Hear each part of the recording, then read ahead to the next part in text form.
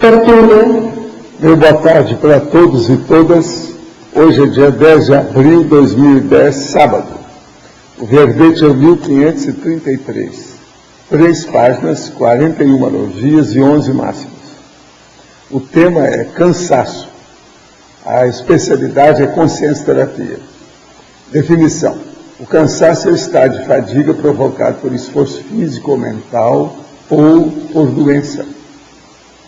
A exaurição temporária da autopenseridade.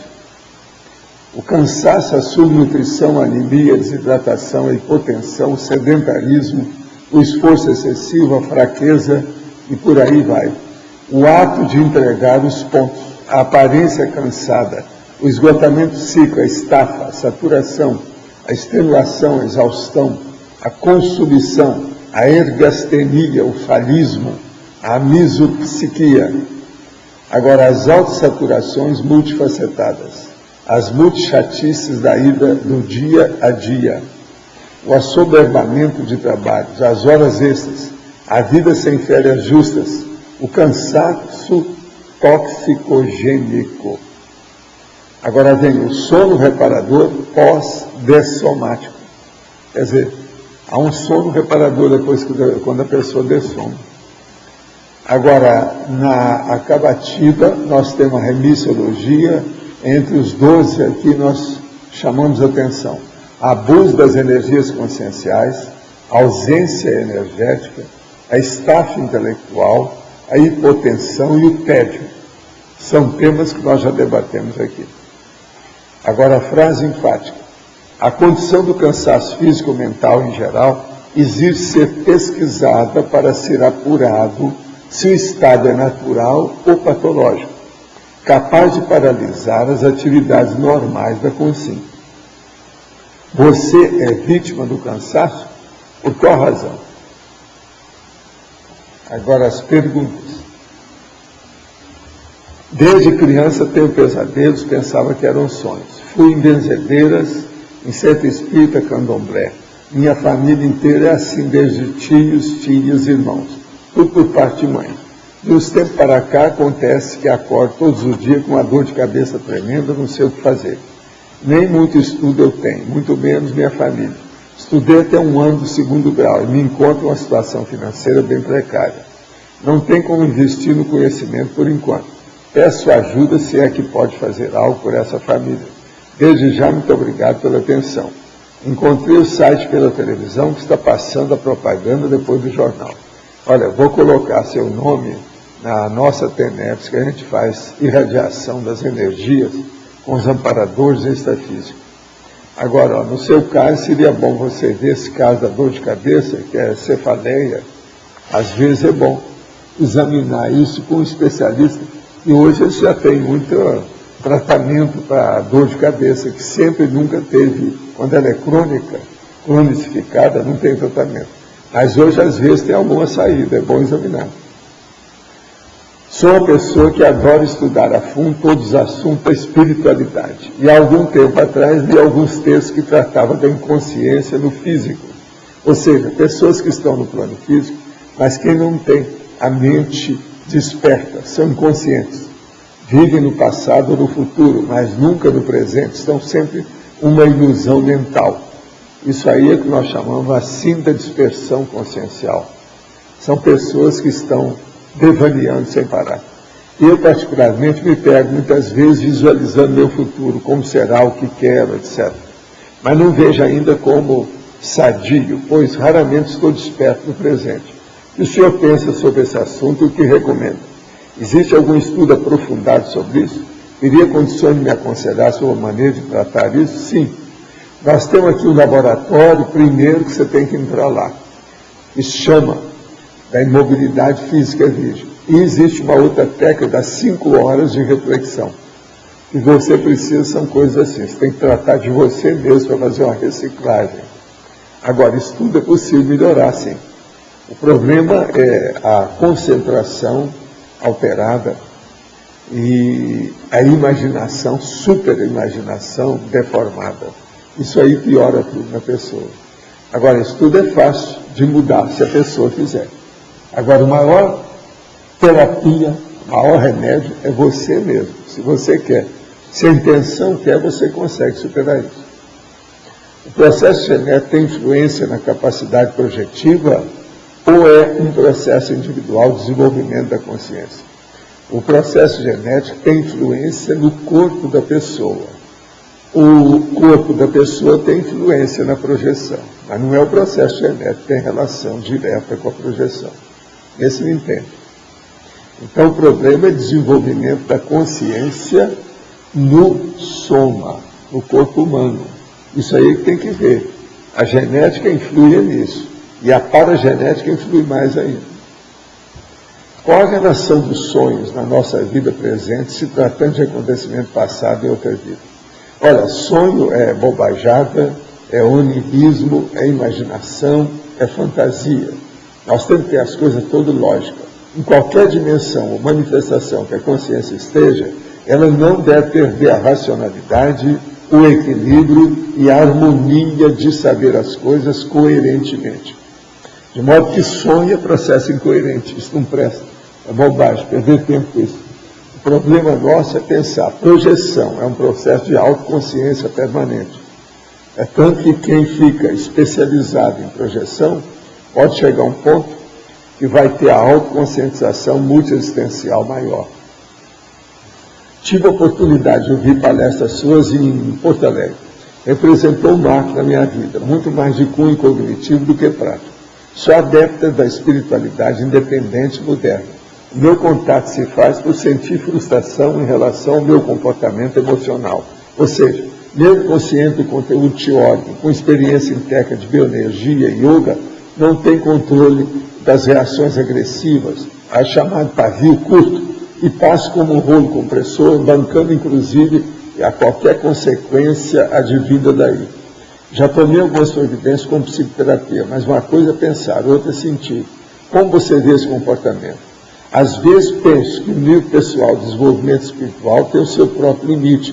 Outras vezes penso que não consigo perceber que tenho de aprender com isso, que se repete e com o tempo está pior. Seria um erro super sutil? Olha, esse é um erro óbvio. O problema que eu chamo aqui, olha, eu geralmente passo o dedo na cara. Chama-se vergonha na cara. Se você sabe da coisa que está errada, por que você permanece assim? Eu acho isso uma bobagem. Esse negócio de arranjar essa conversa de cunho cognitivo e cunho prático também é tapeação. Essa eu não colo, essa aí não me pega. Então, você é o seguinte, ou você quer ajudar e melhorar, ou não. Tudo indica até agora você não quis, por isso que fica com essas coisas. Outra coisa, você não tem pavio curto. O que está acontecendo com você é que você não tem pavio. Não é curto, não há pavio com você. Tem que dar um jeito nisso, está na cara que o negócio é esse. Agora, conserte a situação para valer dentro do processo da cirurgia consciencial dentro de você. Resolva o problema e não fica se tapeando. Isso é autocorrupção. Falta a autocrítica mais séria do seu processo. Eu não estou falando do seu nome, de modo por isso que eu estou falando essa realidade como se estivesse só nós dois. Consciência como Hitler, ao dessomarem, passa por uma mega melex ou por coisa bem pior. Sob o cansaço, o banho de sal grosso com álcool pode ajudar a recuperar as forças parafísicas. Olha aqui. Hitler, o negócio é pior, porque a pessoa quando dessoma, ela não muda, ela continua sendo do jeito que é. A pessoa leva as mesmas ideias e vai com aquele jeito. Ele já estava na baratosfera, lá no bunker, antes dele morrer. Por isso que ele suicidou. Agora, sob o cansaço, sal grosso, isso aí depende da sugestão da pessoa. A coisa mais séria é o sal da verdade na cabeça da pessoa. Se ela fizer isso, é melhor do que qualquer tipo de sal grosso, baforada de charuto, cachaça ou qualquer coisa. O negócio todo é a intenção da pessoa e a vontade. A vontade é o maior poder que a consciência tem. O senhor disse que é um especialista em baratosfera. Como conseguiu sair? O que pode nos aconselhar para que ninguém consiga sair desse lugar? Olha, eu não saí da baratosfera. Eu sou especialista na baratosfera porque eu trabalho com a baratosfera dia e noite, 24 horas por dia, o ano inteiro. Isso faz parte do meu serviço. Essa noite mesmo eu trabalhei 3 vezes com as energias, com gente que está precisando me exigindo da baratosfera. O processo da OFIEX é tudo na base de baratosfera. Agora, o problema todo é o seguinte: você observa bem as coisas da enciclopédia da Conscienciologia, que tem as dicas de como a pessoa anula o efeito da baratosfera. Na sessão de materialização, onde o professor trabalhava junto com o Chico e uma equipe de médios, havia participação da média Otília Diogo, responsável pela materialização de diversas consciências, entre elas uma freira chamada Irmã Josefa. Anos depois, Otília Diogo foi presa pega por fraudar aparições, tendo sido encontrada com ela, inclusive, as vestes da freira. A média se justificou dizendo que perdeu a mediunidade em 1965, um ano depois que se encerraram as materializações de Uberaba, e que passou a simular as aparições porque não se conformava com a perda. Por que se encerraram as pesquisas de ectoplasmia? Existia realmente algum comportamento duvidoso da médium? Poderia falar sobre o assunto? Olha, o problema todo é o seguinte: o que piorou mais ali as nossas pesquisas das sessões de efeito físico e materialização foi que a revista do Cruzeiro resolveu fazer uma tempestade publicitária em cima da gente para vender a revista. E eles, então, não falaram a verdade que precisava. Primeira coisa, a médium, nós já tínhamos atestado que ela era mistificadora, era farsante. A gente já sabia. Mas ela tinha ectoplastia. Então, nós queríamos era ver se a gente funcionava com a ectoplastia dela para ela melhorar.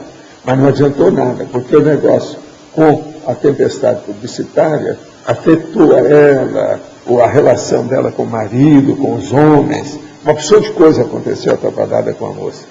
Então, a Otília se perturbou com isso. Agora, o Cruzeiro foi os responsáveis pela situação. E nós, tanto o Chico quanto eu, ficamos calados, não falamos nada sobre o assunto, porque eles avisaram para nós o que iam fazer, de uma maneira totalmente desonesta. Mas foram honestos em falar da desonestidade deles. Então, o que se passa? Nós tiramos o corpo fora disso, nós nunca respondemos nada. Havia 17 médicos que tentaram defender a gente, a situação toda.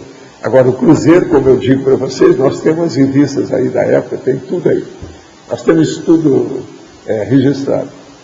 O Cruzeiro, eles telefonaram para nós, precisavam de vender a revista. Então, que eu fazia uma tempestade publicitária em cima do assunto.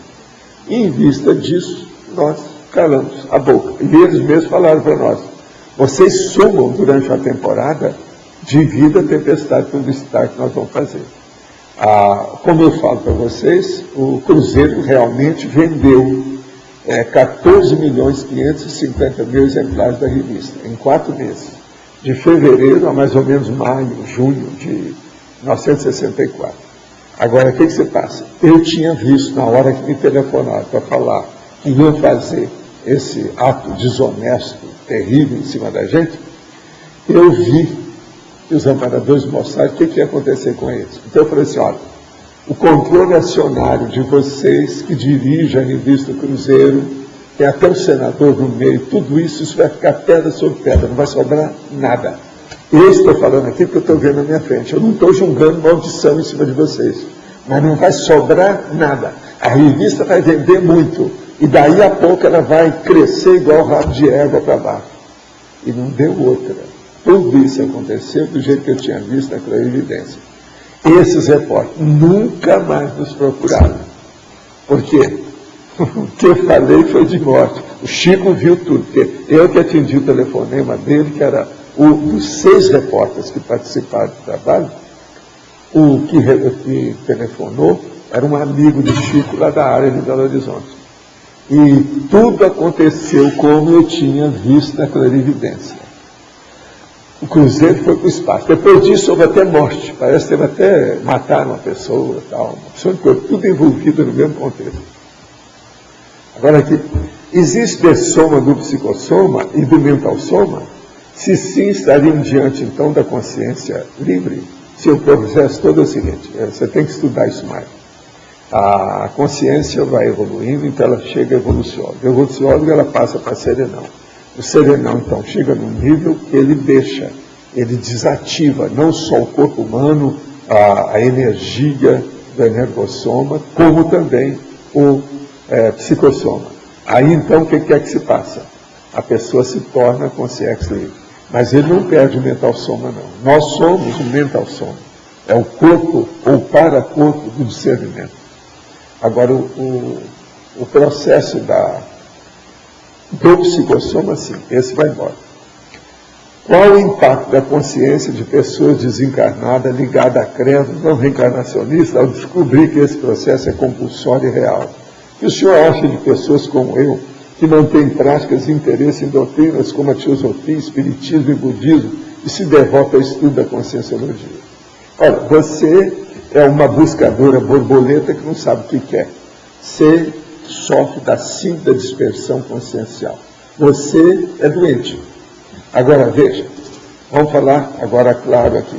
As pessoas que dessomam, as pessoas desencarnadas, ligadas a credo, não reencarnacionista, elas não mudam nada. Elas vão ter a dessoma, não muda nada da pessoa. Ela dessoma e continua com as mesmas ideias, a mesma situação. Existe gente, por exemplo, de todos esses credos e besteirada que tem na Terra. De todas essas linhas de conhecimento, tem comunex, comunidades extrafísicas especializadas com esse povo. Os afins se atraem. A pessoa continua com isso. De modo que aí é preciso ir com calma. Agora, o problema é você alcançar a lucidez e a prioridade evolutiva e chegar no princípio da descrença. Você está ao contrário do princípio da descrença, está acreditando e admitindo tudo e não segue o caminho. A gente não pode ser assim, a gente tem que ter experiência e definir o nosso caminho, independente das logias, das ciências, das religiões, das seitas, das linhas de conhecimento. Agora, o mistério de Santíssima Trindade, certamente, uma distorção de algum conceito mais antigo, como, aliás, outros vários pontos da doutrina. Qual a posição da conscienciologia quanto a esse conceito?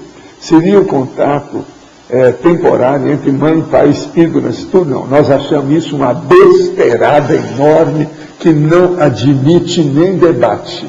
A gente manda isso para as cucuias. Tem que esquecer essa bobajada. Isso é coisa de crendice. Esquece isso tudo. Agora, sou de Maceió, sempre que posso assisto ao vivo, se não vejo reprise das tertúlias à noite. Um amigo meu chegou hoje à minha casa entusiasmado com o filme da história de Chico Xavier. E ele comentou que o filme retrata que o Chico só seguiu o caminho espírita devido ao amparador que dirigia seus passos. Do contrário, ele teria tido uma vida diferente. Você concorda? Qual a explicação que você dá para seres que nem Chico Xavier ter esse privilégio de ter um amparador ao seu lado, lhe instruindo o tempo todo? Olha, ele não era bem amparador, eu conheço bem o Emmanuel. Tem nada disso, ele voltou agora, está ressomado na Itália, para ver se ajusta as últimas coisas dele com a Igreja Católica, que é um buraco. O senhor falou na sua relação com Chico Xavier em uma de suas tertúlias. Onde você encaixa a importância do irmão de Chico Xavier na trajetória de vida dele? Quem foi ele na vida de Chico e outras vidas? Olha, o irmão do Chico Xavier é o seguinte, tem o André Luiz e tem vários outros. Tem até um irmão do Chico que suicidou há muito tempo. A família é grande, tem várias irmãs, etc. Tal. Isso tudo aí depende do que é. Agora, o meu caso com ele é que eu vivi com ele lá na Catalunha, no fim do século XIX, há alguns anos. E ele também viveu lá. Agora, o que é que se passa?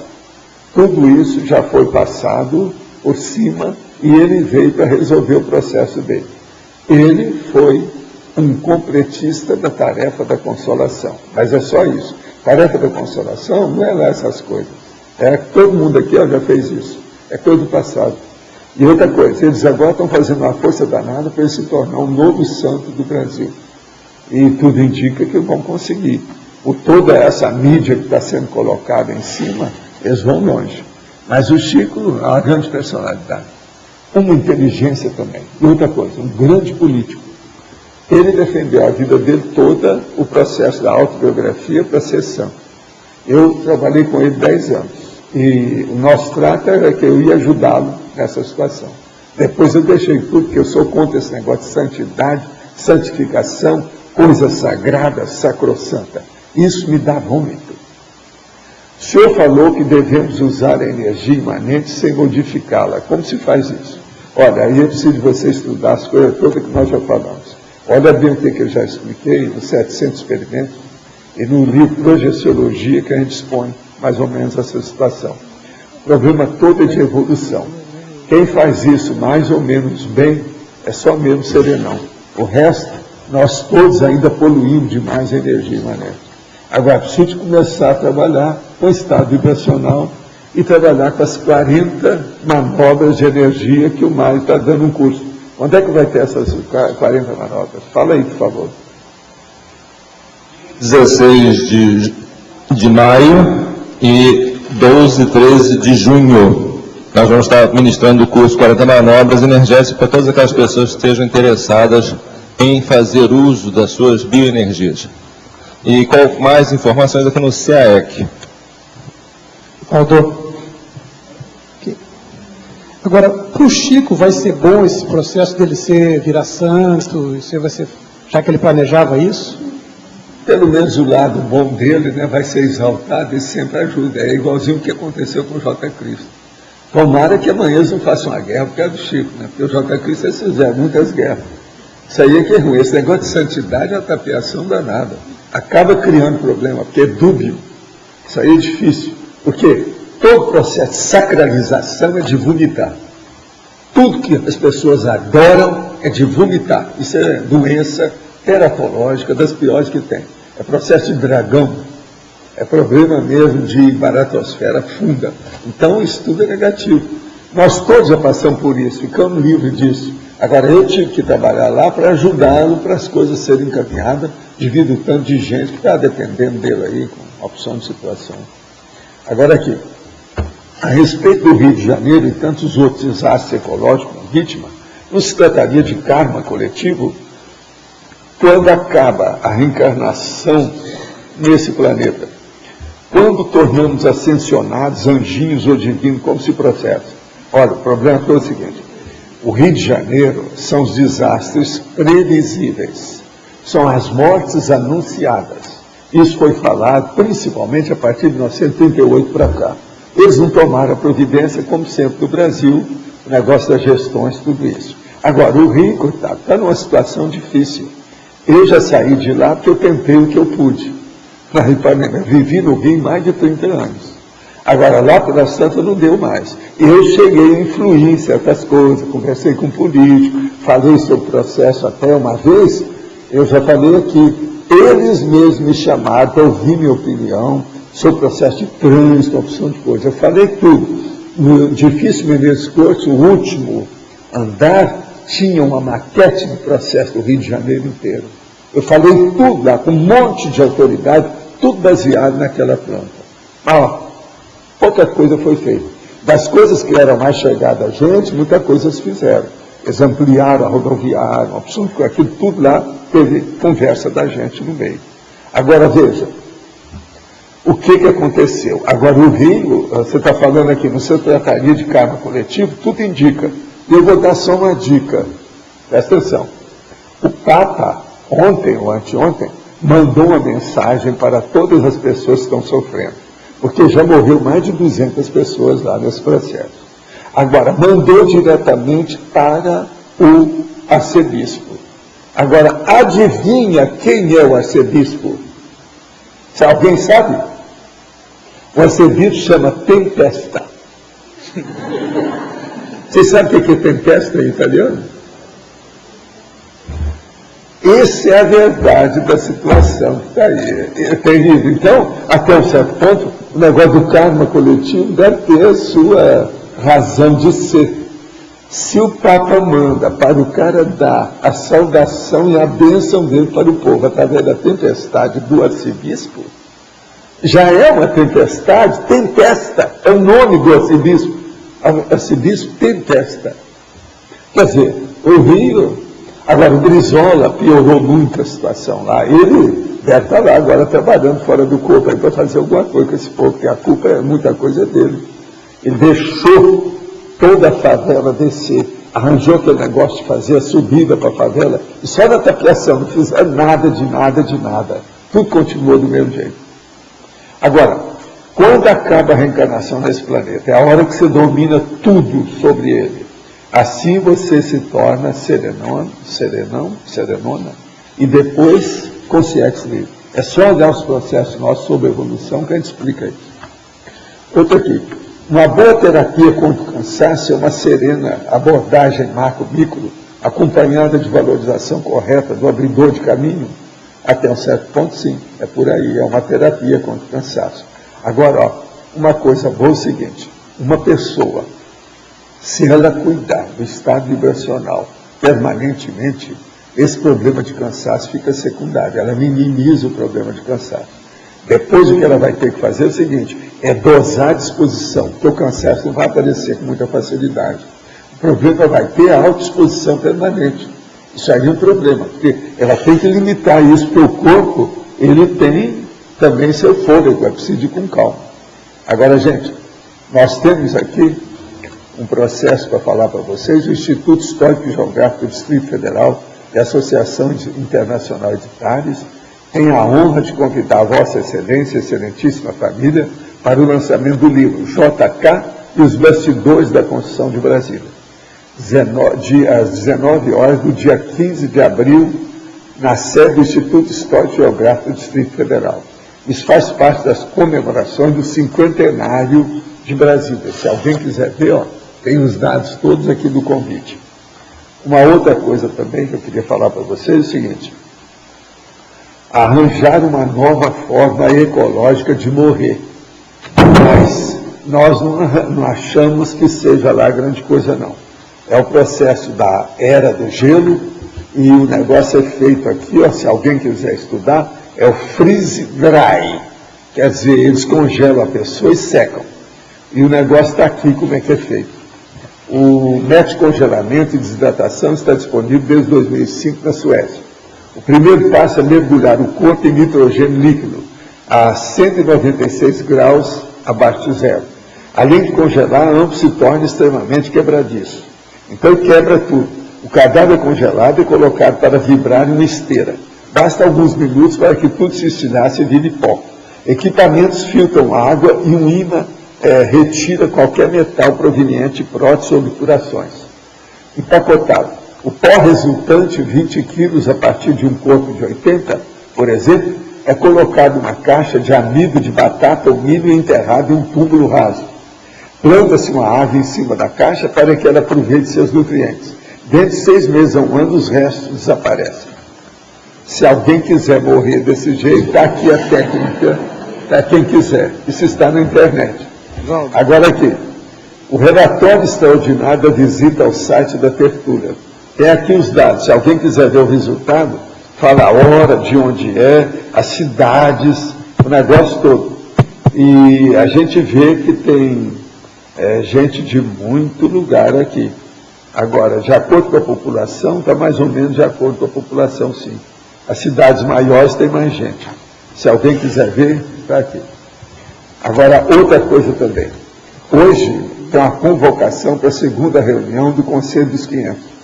A Comissão de Gestão do Conselho dos 500 convoca todos os cognopolitas para a segunda reunião, a realizar-se hoje, das 16 às 18 horas, no auditório do discernimento, para tratar da seguinte pauta.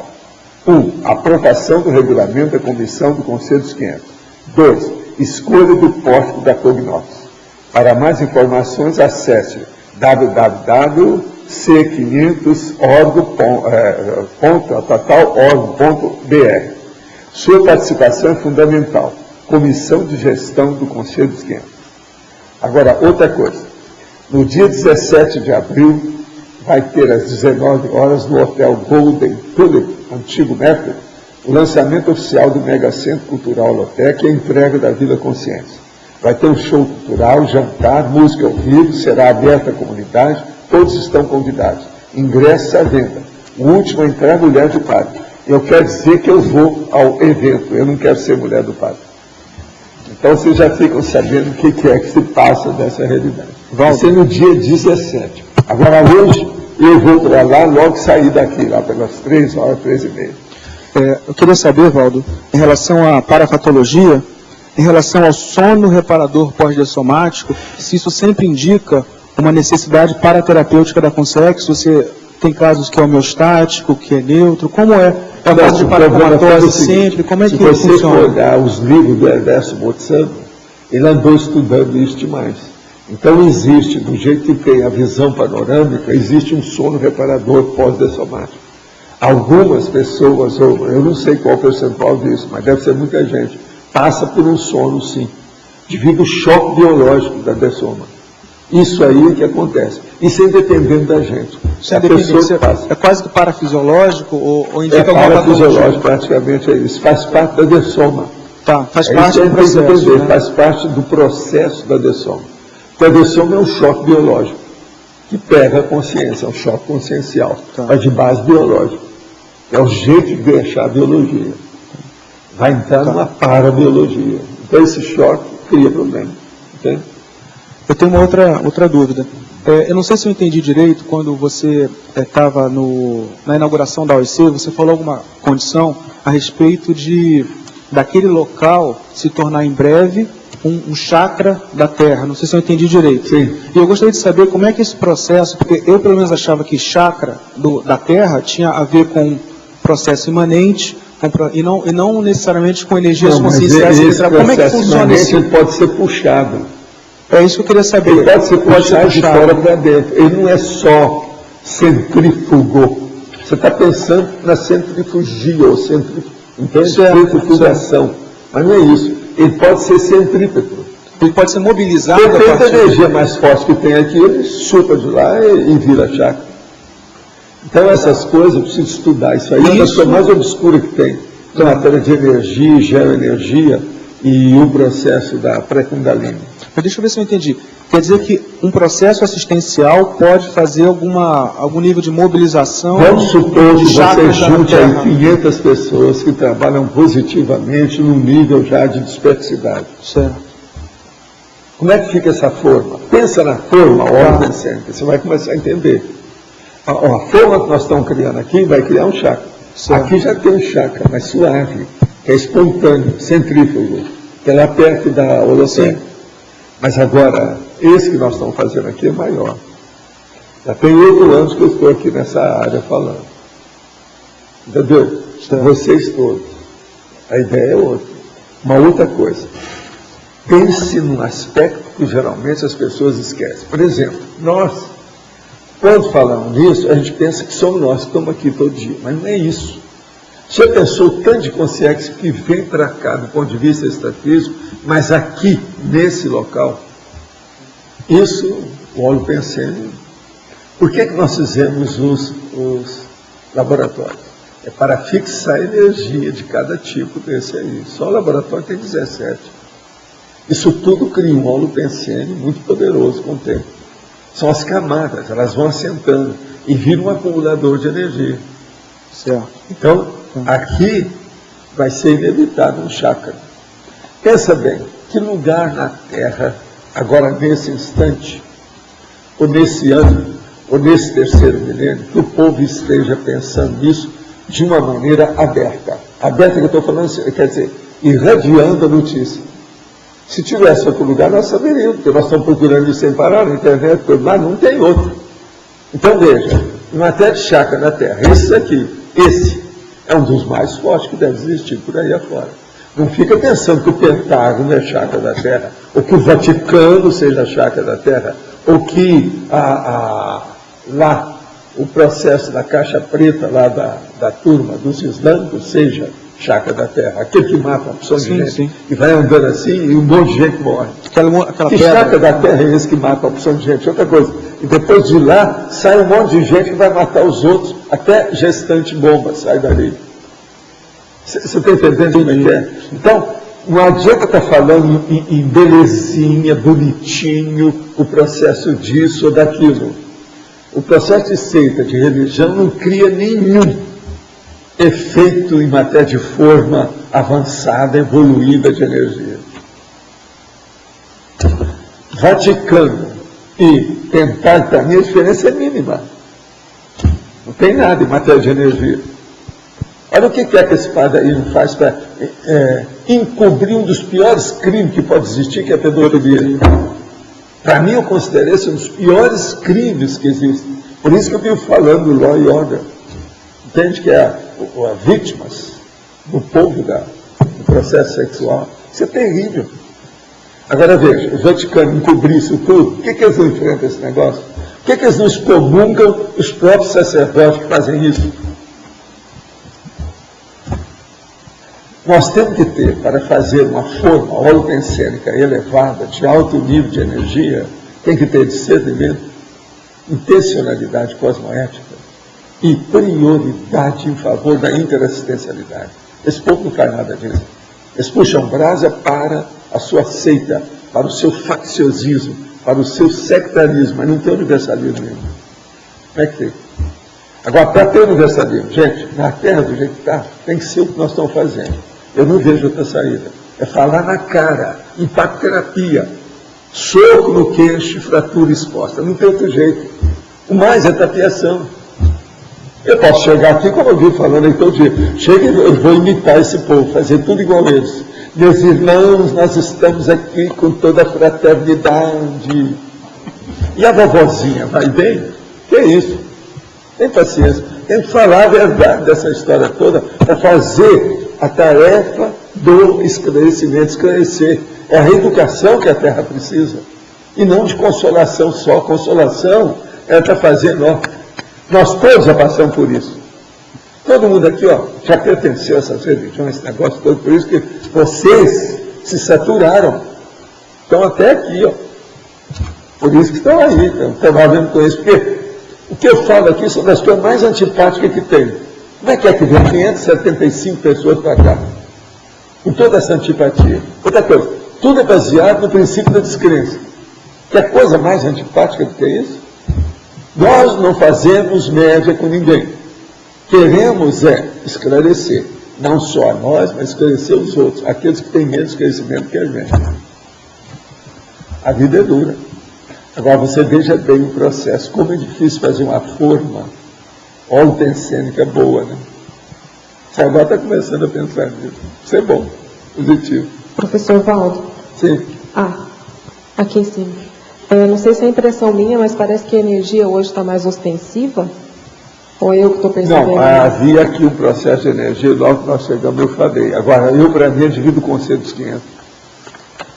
São ex-políticos que estão aí ajudando, etc. Tal, estão mexendo, estão muito interessados. Eu falei, eu estou sentindo aqui um banho de energia agora. Estão muito interessados nesse processo nosso, da democracia plena, pórtico, conselho dos 500 e outras cositas mais. Vamos ver o que vai dar. Professor. Mas o que Professor Valdo, ali em masculinologia e feminologia. Por que o senhor colocou em masculinologia o indivíduo exausto a mais e na feminologia não? A cidadã já está exaurida. Mulher tem que ir com calma, você tem que tratar. Não, porque normalmente só coloca. Eu só coloco exatamente, que é uma coisa, porque. Não, às vezes não sai mais. Tem coisa também que às vezes tem mais coisa para mulher do que para homem. Depende do que é. Aí é um problema de ginossomo e androssomo. Normalmente quando eu olho sempre nesse é igual. caso aqui, eu estou chamando a atenção, só de falar que a mulher está caidona, caidaça. Tem que ver com tudo, mulher não pode falar. Botemos bodegada, fazia tempo que eu não escutava. Se a pessoa chega uma mulher aqui e fala assim, bom, você está caidaça hoje, quem viu com você? Eu digo, ela vai querer arranjar o negócio. E eu vou falar para ela, não morra, porque ainda não tem ainda o crematório ainda não está feito. Tem que esperar. Aguenta aí, caidaça do jeito que você está. Valdo, também na masculinologia, aqui tem o Robert Crumb. É o Robert Crumb. Ele teve alguma exaustão? Não, olha bem como é que ele é. Lê a biografia dele, pega na internet. Você vai ver quem é. O cara vivia cansado, com a língua de fora. Entende? É só pegar na internet, você vai ver como é que é. Ele é um caso clássico de problema de exaustão, de cansaço. Agora, isso que eu coloquei. O nosso caso aqui, um tipo de exaustão vamos dizer, é mental somática. De mental soma, qual seria um caso mais grave para causar isso? O caso mais grave é porque a pessoa, às vezes, ela não prepara o próprio corpo para se sustentar. Porque, para trabalhar com mental soma, a pessoa tem que cuidar do soma. Exercício físico, por exemplo, é indispensável para a pessoa ter um discernimento mais permanente. Por quê? Tem que desintoxicar, a pessoa não pode ter constipação intestinal, isso tudo prejudica ela demais.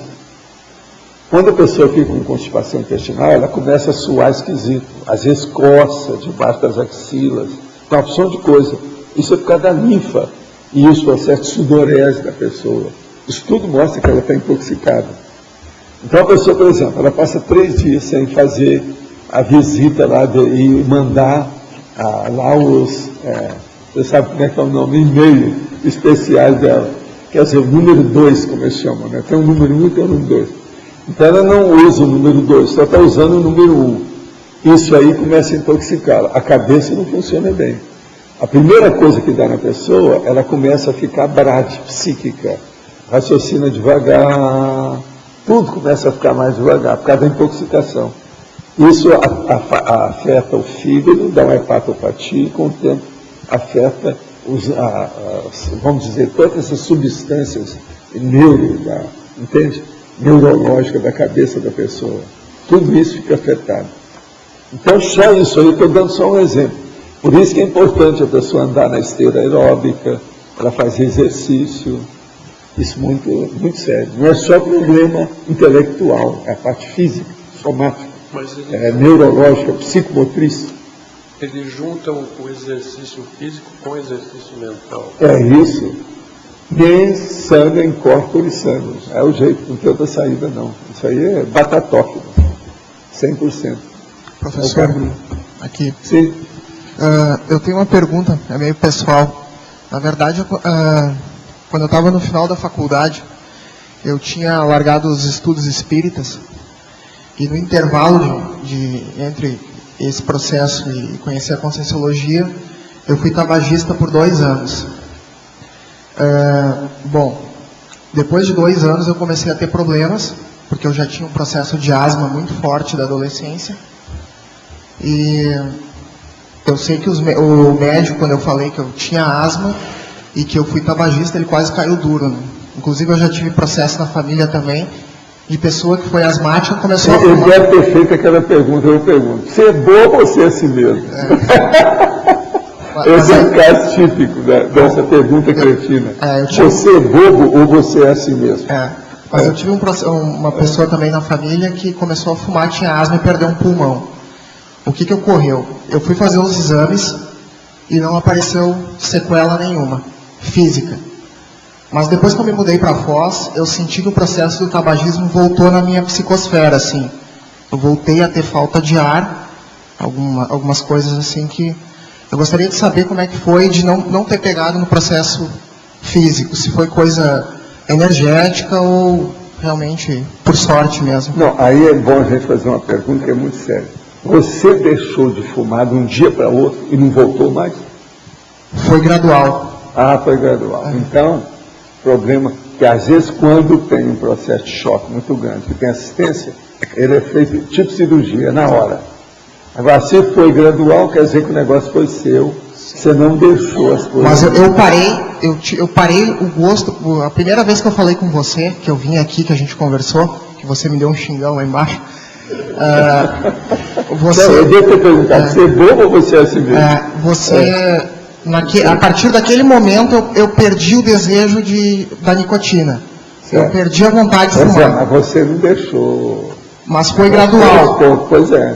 Foi um processo Esse gradual mostra que o negócio era seu. Você foi porque eu te dei uma rasteira só. Soco na cara e fratura exposta, que é isso que eu falo. Quer dizer, foi o meu soco e a fratura exposta que eu provoquei em você. É isso. Uma fratura exposta moral, cosmoética, ética. Mas a minha pergunta, eu ainda consegui, no caso, parar a tempo sem nenhuma sequela maior? Ou isso aí pode dar uma repercussão maior? Agora, o problema é que você tem predisposição para isso. A primeira coisa que você tem que fazer é fazer uma limpeza, a profilaxia disso. Não ter carpete, não ter cortina perto de você, evitar lixo e outras coisas mais nesse sentido. Isso aí é que é importante. E outra coisa também, se piorar o processo e dar alguma alergia, tipo rinite, qualquer coisa, fazer um exame. Qualquer coisa, conversar com o doutor aqui, ó, que ele é especialista, doutor Marco Antônio. Esse que me olha. Ó, atualmente eu estou bom, ó. Não tem nada. Ó, a fera. Entendeu? Agora, ele vai em cima do lance, vê tudo que você precisar. Seria bom. Entendeu? Uma outra coisa, mudança de estação altera esse processo. Veja bem que agora nós estamos justamente na mudança de estação. Veja o que acontece com você e anota tudo. Coloca no laptop. Isso vai te ajudar a se orientar. Eu tenho minha vida médica toda anotada. E olha que eu me conheço um bocado e sou médico, hein? Mas eu levo isso a sério. É o jeito, porque senão não vai. Há pouco tempo vocês viram aqui, eu estava com uma verdadeira bronquite asmática. Hoje eu não estou nada. Entendeu? Se eu tossir, é tudo por histrionismo. Eu sou capaz de fazer qualquer coisa de histrionismo, mas não tem nada a ver com isso. Agora, quando o negócio é real, é muito chato. Gente, tosse de velho, que é o meu caso, é uma das coisas mais chatinhas que existem. É muito aborrecido. Você está aí fazendo as coisas, tem a ver com aquilo, quando vem aquela tosse. Porque ela é compulsiva, ela vai em cima, ela exige. Você está entendendo como é que é? Ela domina você, a tosse de velho. E essa tosse de velho minha é de bronquite asmática, desse tipo. Entendeu? Vamos trabalhar com isso. Carpete, cortina, lixo. Ó, são 3 coisas, só isso aí já vai te ajudar muito. Tá certo? Pode falar. Professor, o JK está envolvido com o Conselho dos 500, e quem são esses ex-políticos que você comentou? Ah, eu não sei, tem muita gente aí, tem uma turma boa aí com ele. É gente boa. O Tancredo, você acha que pode estar participando? O outro que tem é lá do Rio Grande do Sul, vocês sabem quem é, né? Pascalino também está aí. Agora, tem um outro só. Outra coisa, tem mulheres com eles. Agora, outra coisa, tem gente de chapéu. Eu penso que naquela época que eu usava muito chapéu, eles querem aparecer agora do jeito que era. É gente da antiga capital da República. Ó, eu estou sentindo a energia, ó, essa turma de chapéu. Homem, que eu estou falando de chapéu. Aquele chapéu que eles usavam, chapéu preto, tem gente aí assim. E outra coisa, estão muito lúcidos, sabem o que é que estão fazendo. Estão muito interessados na questão isso que nós vivemos falando agora ultimamente, né? Democracia pura, Conselho dos 500, cognomes. Vamos ver que inspiração que eles vão dar aí para nós, né, para vocês, etc. Tal. Como é que nós ficamos com isso? É importante. Vamos ver hoje o que vocês vão selecionar do pórtico. Esse pórtico vai ser importante, que é um ponto de referência muito sério, físico. Valdo, dessas consciências que estão aqui, políticas, elas estão auxiliando nesse processo. A tendência é que, quando elas ressomarem, elas continuem trabalhando no processo político também? Aí tem que perguntar para eles, mas a tendência desse povo todo é se entrosar com a turma do interlúdio. Do quê? Do interlúdio. Do interlúdio. A hora que tiver esse entrosamento, eles vão aparecer aqui. Isso vai ser praticamente inevitável. Entende? Ok. Tudo indica. De modo que nós estamos semeando. Tudo isso nós estamos fazendo é uma sementeira. Daí pode aparecer uma opção de dividendos. É isso, uma opção de frutos. Vamos ver o que vai dar. É importante. Sim. Pode falar que tem uma equivalência da compressão do restringimento na ressoma e nessa descompressão extrafísica do sono reparador? A gente pode fazer esse tipo de equivalência? Tem alguma coisa, parece. Que numa a gente perde Agora, a lucidez, o problema todo, sabe, que eu vejo, é o problema da lucidez, o nível de lucidez da consciência. Ela vence Tudo na isso. vida é muito importante a gente estudar a lucidez, a autoconsciencialidade da pessoa naquele momento evolutivo. Agora, na questão dos choques, de dessoma e ressoma, o negócio de lucidez é muito importante. Por quê? A pessoa era cega, a mesma personalidade. Então, se ela tem mais lucidez, ela resolve mais, a situação é melhor. Então, todos esses fenômenos, eles são minimizados, ou se não, potencializados para cima. E não potencialidade para regressão, mas para evolução. Quer dizer que quanto mais é muito importante o isso. atilamento da consciência funciona como um Agora, freio, né, disso. Eu sei porque eu lembro de uma vida que eles me queimaram e eu morri no incêndio, porque o negócio pegou de baixo para trás. Não tinha nada que ver isso aí, não tinha nada que ver com religião, não. Era um processo político da área que eles queriam acabar comigo. E eu estava assim, num lugar de jardim, uma opção de coisa, e eles puseram fogo atrás. Aquilo pegou em mim e eles fizeram mais força ainda para pegar fogo, um monte deles. Agora, o que se passa? Eu saí dali com a lucidez absoluta do corpo, do jeito que estava. A hora que o corpo foi caindo, que praticamente cessou a vida do corpo, eu saí dele com a lucidez, como se tivesse apenas mudado assim, ó. Agora, eu lembro disso extrafisicamente, porque são daquelas coisas que você tem na retrocognição, que fixa, aquilo marcou, vincou. Então eu digo para você, foi a lucidez. O que eu estava fazendo lá era um negócio assim, irretocável. Mas, Valdo, e eles acabaram comigo por causa disso. Valdo, mas a dúvida é justamente por que nesse caso não precisou de um sono reparador? Por que houve o processo de consciência? Pois é, mas estava a minha lucidez. É isso que eu estou falando, é isso. Pelo trabalho, né? Minimizou o trabalho, a lucidez. Eu saí de lá, eu fico só pensando o seguinte, eu quero dizer para vocês, nessa vida, nesse corpo, eu comecei a sair do corpo com muita lucidez. Então, isso que eu chamo da decolagem consciente, que é uma das coisas mais sérias da projeção. Quando eu comecei a ter isso, eu fixei demais o fenômeno para ver como é que era. A hora que eu comecei a ter mais retrocognição, apareceu dessa dessoma. Aí o que foi? Eu fui comparar a decolagem com o negócio. A minha vida foi superior a uma decolagem de projeção. E foi uma projeção definitiva. Quer dizer, é uma coisa de doido. O negócio da lucidez. Por isso que eu estou falando, mano. Todos esses fenômenos, eles se minimizam. Por exemplo, o caso do Sérgio Muscoff. Foi isso. A hora que ele aparece lá de mental soma, junto com 2 aparadores na minha frente, 22 horas depois que ele tinha dessomado, aquilo é isso, ele passou por isso. Eu sei como é que é isso, essas coisas ocorrem. Agora, ó, a tendência de vocês é melhorar o processo de dessoma.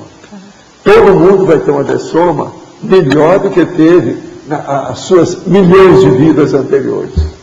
Melhor. Então, essa produtividade e menos culpa no cartório influi no nível do sono reparador ou não, né, Valdo? Ou às vezes ele nem tem. Não, dispensa tudo. Dispensa as formalidades. Gente, a hora que eu saí do corpo assim, ó, é como se eu tivesse feito uma volta de dança. Você está entendendo? Eu já estava preparado que ideia vier extrafisicamente. E eu lembro que na mesma hora apareceu mais gente extrafísica do que aquele povo que está me matando. Tudo a meu favor.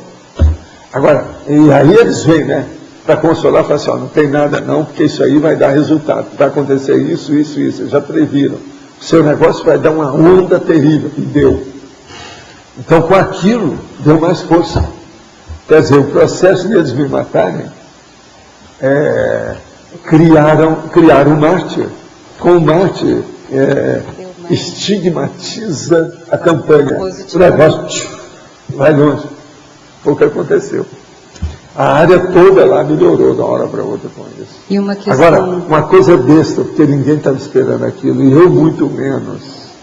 Eu estava examinando as coisas, tinha examinado o negócio dentro de casa, saí, estava no jardim com as coisas todas, aquelas plantações, os lugares que nós estávamos fazendo, para abraçar os outros, receber um monte de gente que ia aparecer ali. Eles põem fogo de uma tal maneira que não tinha saída comigo. Eu sei que o negócio pegou nos meus pés, sabe, no calcanhar, e o negócio subiu.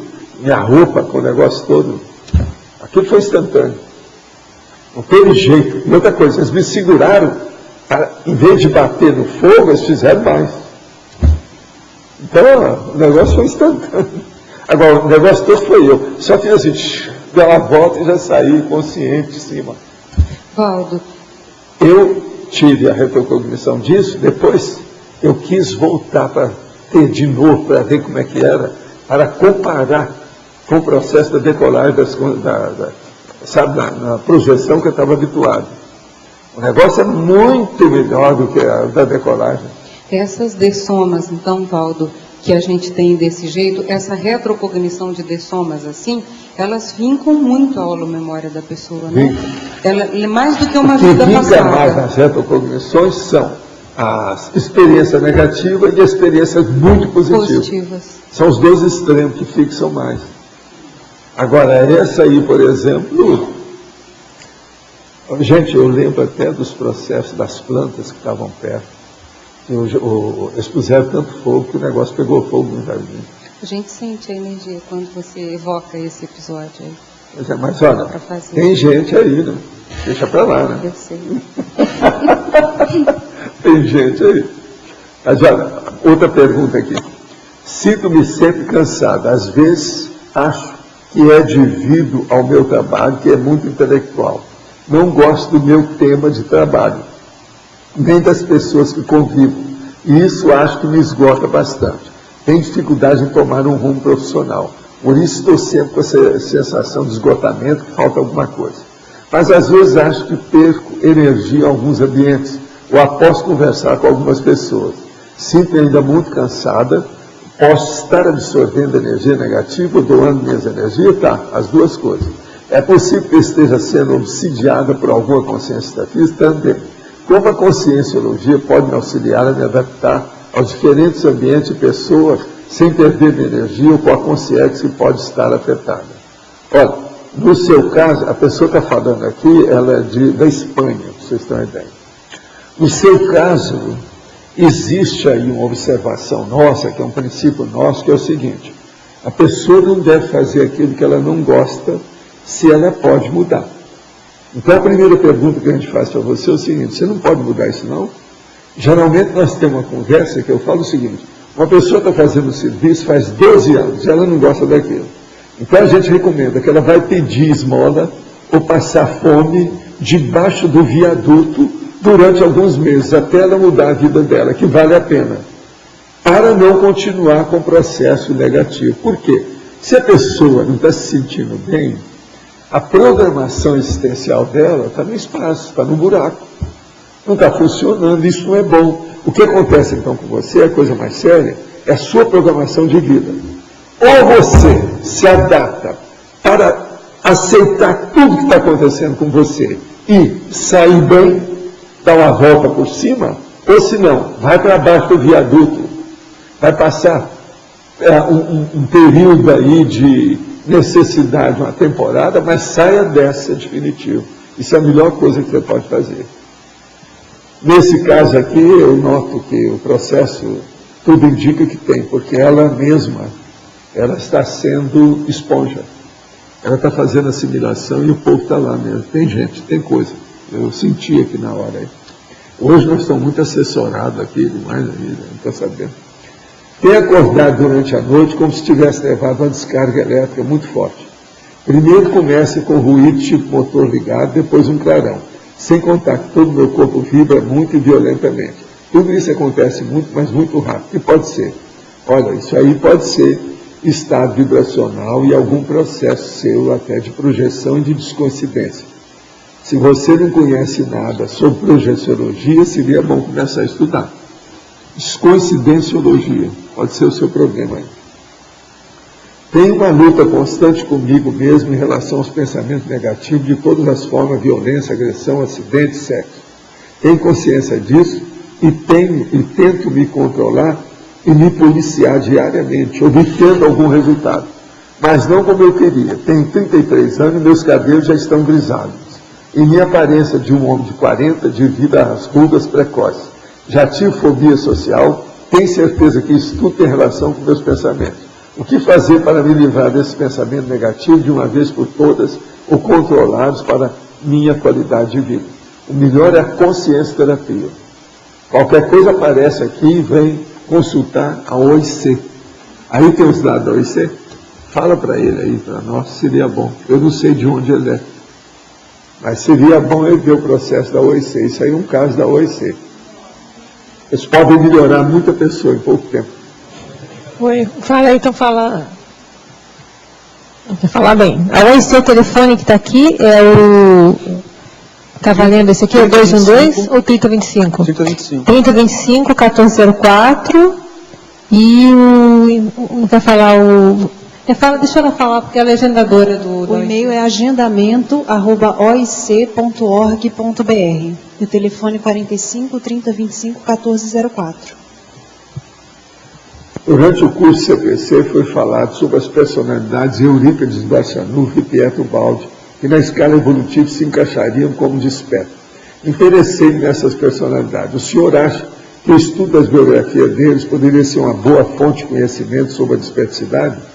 Ajuda, mas veja, eles ainda estavam muito envolvidos. O Eurípides Barçanufo estava muito envolvido ainda com os processos dele de assistência. Mas uma assistência assim ainda muito sectária, etc., até um certo ponto. E o Pietro Baldi estava muito enrolado com a Igreja Católica. Isso aí que piorou mais. Agora, é tudo gente que está caminhando para o processo de desperticidade de alto nível, não há dúvida. Desculpa a minha ignorância, pode me explicar o que é a segunda morte do dessomado? A segunda morte é o seguinte, é a hora que ele, vamos dizer, chega num nível que fica mais autoconsciente, né, da história, vê onde é que está, como é que é, e alcança um nível de autoconsciencialidade maior até do que ele estava aqui. A primeira morte é do corpo, a segunda morte é justamente isso aí. Agora, a terceira morte é que é a mais séria, que é a do serenão, quando ele desativa o psicossoma. Agora, a segunda morte, ele desativa o quê? As energias do corpo humano, as energias que fazia as conexões com o corpo humano, tudo isso. E ele fica mais livre a partir do psicossoma. Qual é a melhor forma de evitar o cansaço decorrente de pressão holopensênica de ambiente? Estou vivendo em Dubai e existe uma pressão pensênica que eu já esperava. Aí eu acho que não tem jeito não, né? Dubai, bolas, a situação é precária. Vê o que você faz.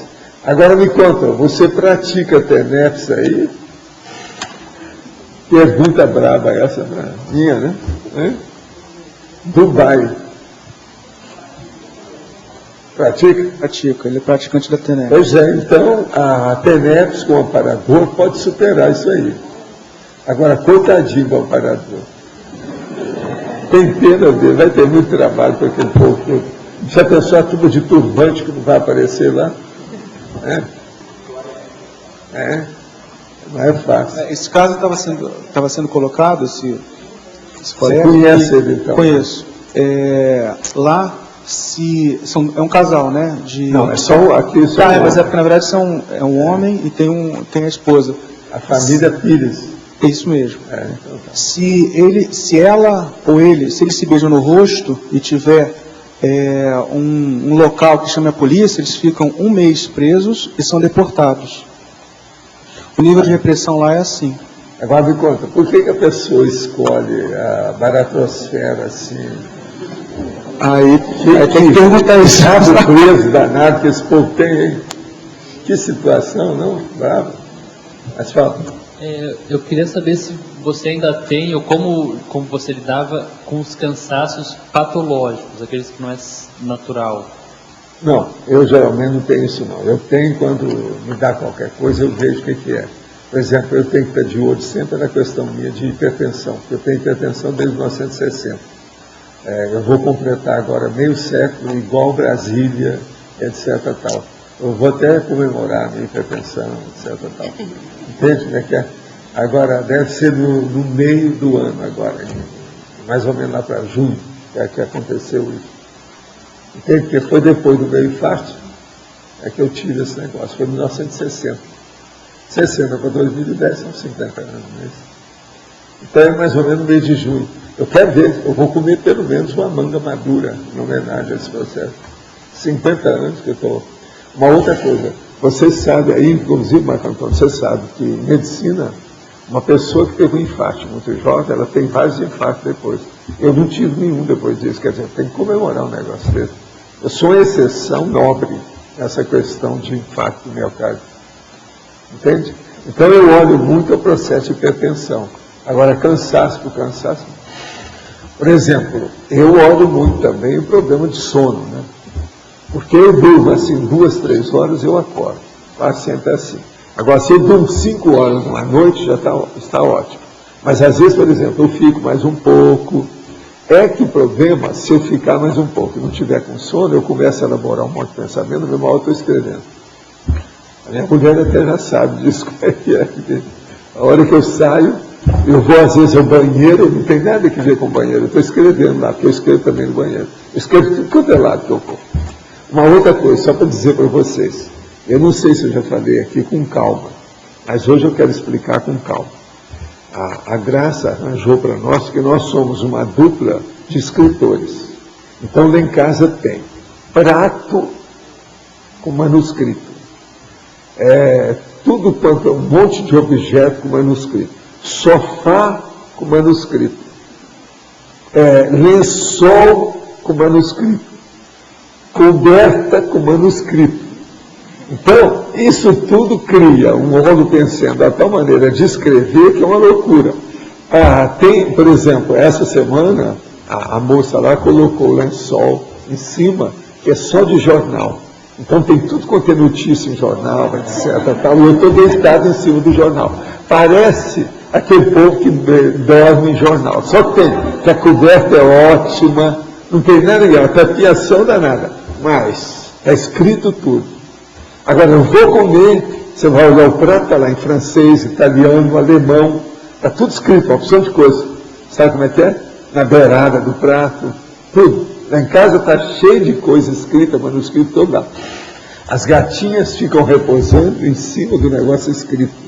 Sabe o que está escrito lá? Quase sempre é italiano e francês que tem. No sofá. Sofá tudo está escrito.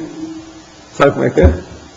Então, isso aí cria um ambiente de escrever que é uma loucura. Só se pensa nisso. Você fica olhando as letras passando na sua frente, tá? Tem outra dúvida de fazer o contraponto entre o cansaço e o desânimo da pessoa que ela fisicamente está bem disposta. Pois é, esse desânimo é que eu não tenho. Eu tenho isso há muitos anos que eu sou assim. Eu tenho uma disposição. Você sabe meu apelido, que a Graça me deu, né? Você sabe meu apelido? Você sabe. Duracell. O problema é o seguinte, ela é bem mais moça do que eu, né? Só 40 anos. Mas às vezes ela não aguenta meu pique. Você está entendendo esse trabalho todo, movimento? Não, é só ela. Vocês aguentam, vocês aguentam. Agora, tudo por quê? É um processo de energia. Tá entendendo? Você manter o nível de energia com lucidez e não fazer excesso. Agora, eu olho muito detalhe, né? Eu sou o cara da técnica do detalhismo, então isso influi muito. A gente pode considerar que todo cansaço exige uma auto-organização da pessoa para ela melhorar aquela rotina?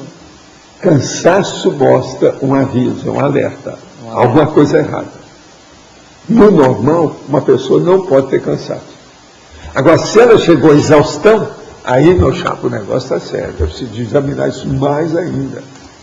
Agora, por exemplo, você, a hora que você vê que o seu corpo está batendo pino, a gente para. É isso que eu faço. Atualmente, por exemplo, eu já não faço aqueles serões meus de 7 horas em seguida. No máximo é 6. Entendeu? Então, por exemplo, essa noite eu fui dormir, era às 8 horas da noite. Entende? Levantei a 1 hora. Mais ou menos 3 horas, mais ou menos 11 horas eu levantei, fui ao banheiro e tornei a voltar, por causa da minha idade. Depois, 2 horas depois, eu acordei, era 1 hora. Acordei com a corda toda. O que eu ia escrever, como é que era, etc. Tal. Tudo já estava incubado dentro de mim.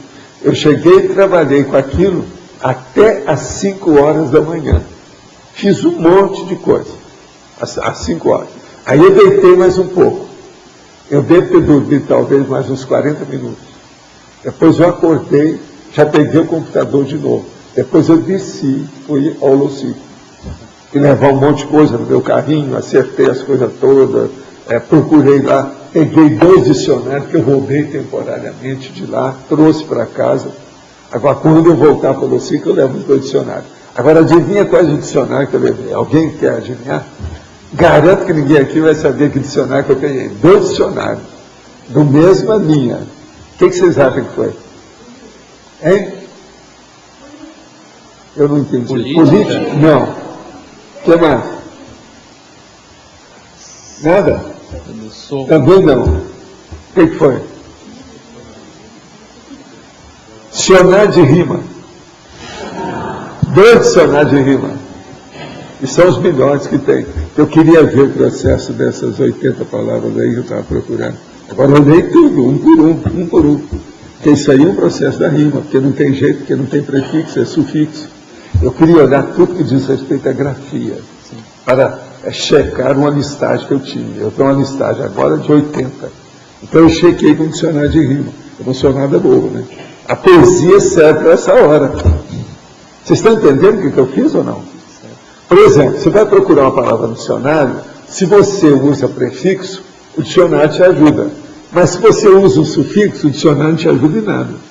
Agora, o dicionário de rima, ele ajuda se você souber escolher, saber aonde você vai procurar a rima. Qual a rima que eu procurei aí? Qual foi? Ia. Para dar a grafia no fim. Entendeu? Agora, você vê direitinho, eu vi o do Castilho, vi o outro do Vitória, selecionei os 2 em português, que eram melhores, e chequei. Eu tive 2 ou 3 palavras só que não tinha na minha listagem, que eu encontrei lá, porque eles são antigos, né? Agora, isso tudo eu fiz, agora de manhã, rapidinho. Agora, páginas e fileiras, todas as rimas, a ver se dava para checar isso aí. Você vai olhar que o que é? Não, aí não precisa, não é tudo. Nós vamos trabalhar com isso. Eu estou estudando um negócio que é outra ideia que apareceu de manhã, que é a cognografia. Isso não tem no AIS, não existe no dicionário no Brasil. Nós sabíamos da existência disso, e a Ani foi fazer pesquisa lá embaixo, descobriu na internet, alguém que está falando disso. Só que tem que lá, eles estão pondo a acepção da cosmologia, quer dizer, o processo da cosmocognição, problema grande. Agora, o que eu quero é isso, o que eu quero falar é da pessoa que faz apontamento. Tudo que seja da grafia, propriamente isso. O apontamento, isso que eu fico pedindo para o povo. Pega seu laptop e registra, anota, faz anotações, apontamento. É isso aí que eu quero dizer. Eu tenho 15 palavras para significar apontamento. Eu vou pôr tudo no verbete. Eu quero é clarear isso aí. Agora, ó, isso aí é um trabalho meu da auto-retrocognição mais, do auto-revezamento. Eu estou visando minha próxima vida com isso aí. Por que do auto-revezamento? Vocês vão ver com o tempo. Vocês vão ver, o dia que eu trouxer aqui o verbete, vocês vão ter a ideia. Eu queria entender outra questão do cansaço, que é o seguinte: como é que tipo de salvaguarda, ou que tipo de técnica você adota para estar, por exemplo, sempre sem precisar de férias? Não, eu vivo eternas férias. Isso existe. Eu descanso carregando pedra. É aquela história. Está entendendo? Eu me divirto com tudo isso. Por isso que eu estou falando lá para a nossa amiga lá. A gente não deve fazer aquilo que a gente não gosta. Você deve fazer aquilo que você gosta. Eu só faço coisa que eu gosto. Por isso que eu falo, eu gosto de vocês, porque senão eu não estaria aqui todo dia vendo a cara de vocês. Já pensou? Eu sou obrigado a ver todo dia a cara do Avindário, do Adélio. Cadê o Adélio? O Adélio não está por aí? Do Adélio, todo dia. Como é que fica? E bem na frente. Bem na frente. Não, de vez em quando vai vir estar aqui embaixo. Já está mais perto ainda. Valdo, por falar em cansa, o seu ciclo de trabalho, aqui tem o ciclo, deixa eu ver.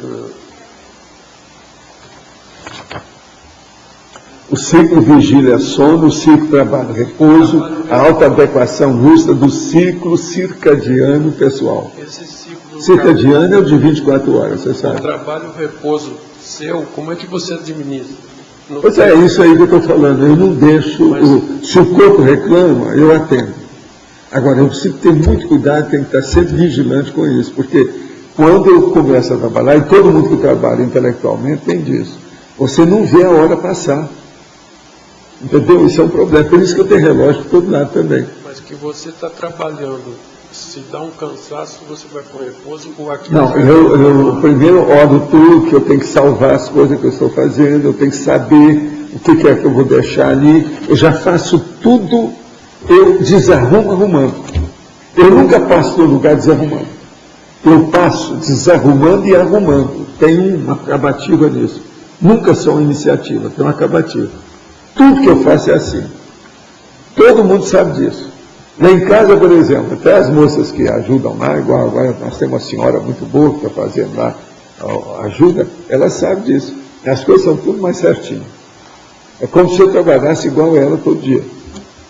Aonde eu passo, eu já deixo arrumado. Então isso melhora o ciclo de cansaço, de repouso, de sono e de vida. Como que você administra a programação com o cansaço? Porque tem coisa programada que chega... Não, olha, depois de muitos anos que você faz isso, eu comecei a fazer essas minhas coisas aos 5 anos. No período que eu estava no internato, eu fui barrado numa opção de coisa. Depois com a minha vida também de trabalho, de funcionário, era um problema. Com as empresas, a mesma coisa. Tudo eu tive que me... E depois, as viagens internacionais, era outro problema também. Agora, hoje aqui, eu estou no bem bom, no paraíso, o melhor que tem. É o sonho de consumo que eu sonhei, o sonho dourado de consumo. Porque tudo está assentado, a casa toda funciona, a melhor casa é essa que a graça fez com a gente. Só tem, que é a quinto que fofo que nós temos, quer dizer, hoje é uma casa.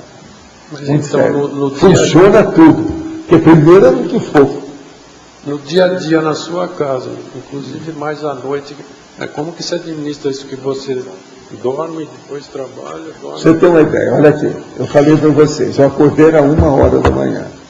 1h então eu peguei a lanterna, eu uso a lanterna à noite, e fui vindo com a lanterna, com a situação toda, saí do meu quarto, passei lá no processo, tem um pequeno corredor com a situação toda, e vim para o escritório.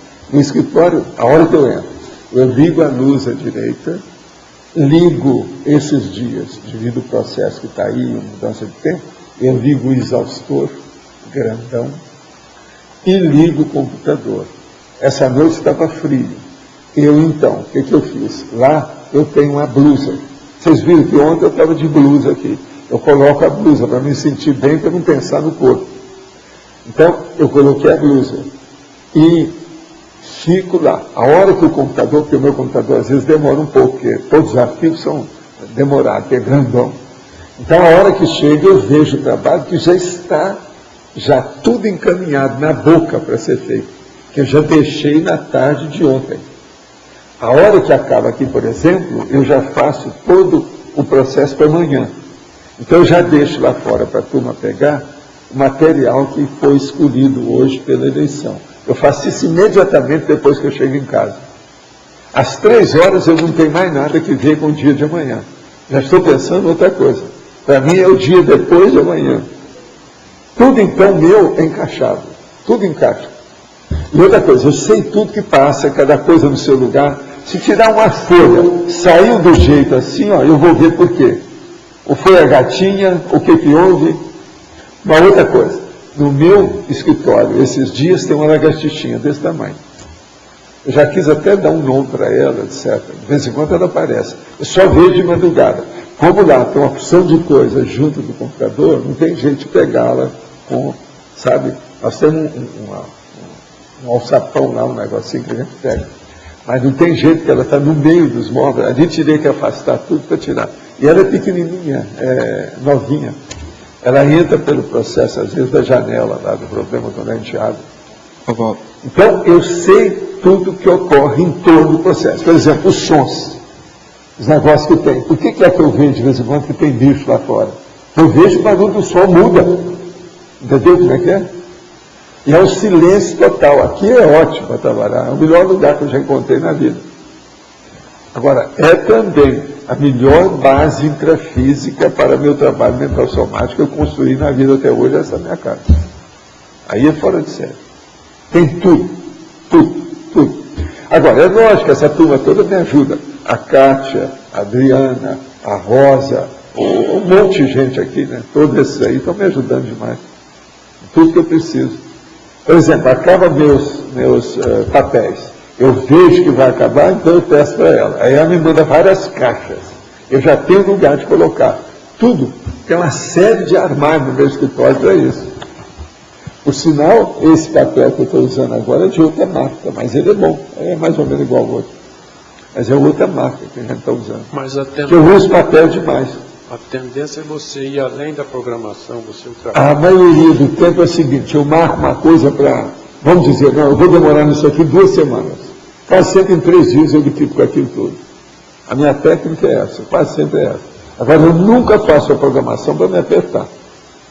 Vou ver com calma. E outra coisa, eu estou sempre preparado para o dia típico. De uma hora para outra pode acontecer.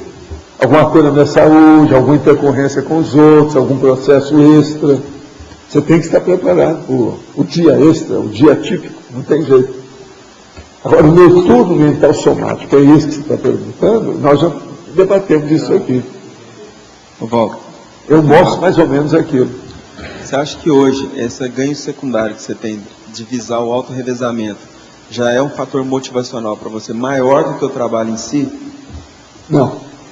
O trabalho em si hoje, eu vou te contar, você quer, não sei se a sua pergunta é essa, você está me perguntando o que é o meu elan. Isso. Sabe o que é elan? O meu elan atualmente é descobrir ideias do curso intermissivo que eu ainda não coloquei no papel. Isso é a base da minha vida em tudo. Tudo que eu vejo, eu olho isso. Eu olho essa garrafa, eu vejo isso.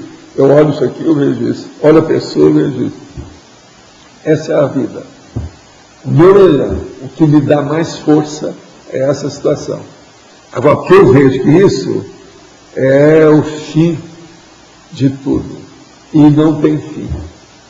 Então é impossível. Então, quanto mais eu colocar, melhor. Esse é o motivo que eu fico procurando uma palavra, uma expressão, uma coisa mais adequada para expor aquilo, a ideia.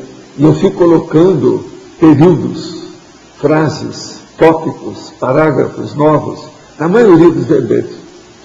O ano inteiro eu faço isso. Essa tradução. Quando sair agora a próxima enciclopédia, compara com a outra que você vai descobrir de vez em quando tem, não, esse parágrafo não tinha antes. Qual é a porcentagem dessa tradução do curso intermissivo que você acha que você está conseguindo? Há coisas assim sérias. Por exemplo, esse caso aí da cognografia. Isso não tem parte nenhuma. Mas tem no curso. Onde é que eu tirei isso da cabeça? Curso intermissivo. Agora, veja, eu vi falando isso há muitos anos, mas não toquei no assunto. Por quê? Tinha que explicitar isso. Então agora eu vou explicitar de uma maneira superficial. Vou começar com o assunto. Cognografia, dentro da cognosciologia. Está entendendo? Agora, o que se passa nisso aí?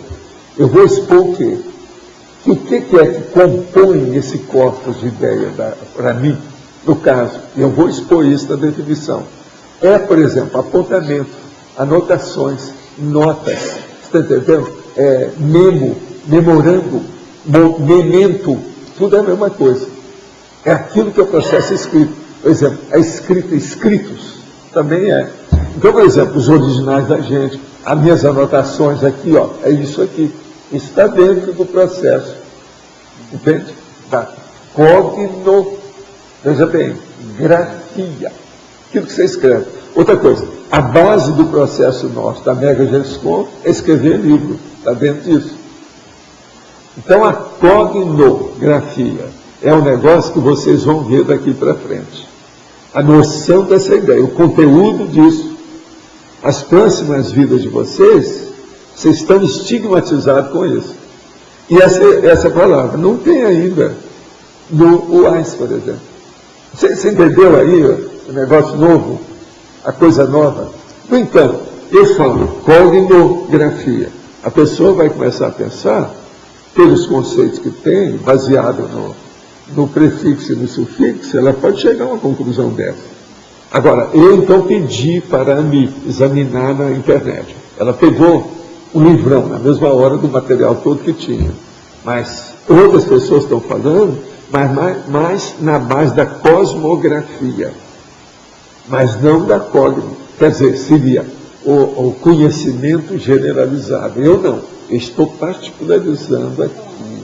Um negócio escrito, um negócio diferente, para mexer nas unidades de lucidez da pessoa. Escuta, você vai ficar aí até o fim da abertura? Eu queria conversar uma coisinha com você hoje, tá certo? Agora aqui, tem uma filha de 10 anos que não foi batizada em nenhuma religião. Pensei em deixá-la ali para escolher. Essa situação foi criticada numa sessão de apometria e também é incompreendida por outras pessoas. Extrará ela alguma dificuldade específica na vida? Olha, dá os parabéns para ela que ela não foi suja com nada de sal nem de água na testa. Isso é o máximo. Tem um monte de gente que eu conheço que é assim, inclusive o seu velho criado às ordens. Gostaria que o senhor esclarecesse, numa abordagem da conscienciologia, esse contexto. O bem vence o mal. Uma pessoa muito assistencial disse que não acredita muito nisso. O que eu posso responder para ajudá-la? A primeira coisa é o seguinte: esse negócio de vencer o mal é besteira. É o discernimento evolutivo da pessoa que melhora os erros dela. Se você pensar por aí, esse negócio de vencer o mal parece que está fazendo uma competição entre o bem e o mal. Isso é maniqueísmo, é uma coisa besta. Isso não é bom. É assim que as pessoas ficam. Aquele que não é por mim é contra mim. Isso também é negativo, isso é maniqueísmo, não é ideal. O ideal que você pode falar é o seguinte: a autolucidez da pessoa acaba com o regressismo da consciência. Isso é a felicidade. Isso é a evolução. Isso é o bem real. Sugestão na fatologia. Os itens citados poderiam ter uma melhor fragmentação e ordem lógica? Escrever por assuntos, causas e efeitos poderia melhorar? Olha, às vezes a gente faz isso. E a gente faz isso na argumentologia. Mas aí não. Na patologia eu já estou fazendo de propósito, que é apenas enumeração de ideias, que é para criar problema. Exemplo, o cansaço, a subnutrição, a anemia, a desidratação, a hipotensão, sedentarismo. Ele está pondo na hora que ele achou que é boa. Olha, faz a sua parte, cria a sua enciclopédia. A minha já tem uma orientação, já há uma estilística. O critério já foi estabelecido. Agora, muita coisa dessa a gente muda. Qualquer coisa você manda que a nossa Minerva decide. Quando eu era mais novo, 14, 15 anos e até antes, sempre que tirava um cochilo durante o dia, acordava e não conseguia me mexer. Isso me assustava muito. Depois que comecei a desenvolver a mediunidade na Umbanda, isso parou. Hoje entendo que o que acontecia era uma catalepsia. Hoje tento resgatar isso e projetar, mas sem sucesso. O senhor acha que o fato de estar desenvolvendo a mediunidade pode estar de alguma forma me atrapalhando o processo projetivo? Yes, of course, d'accord, e etc. Tal. Agora, o que se passa?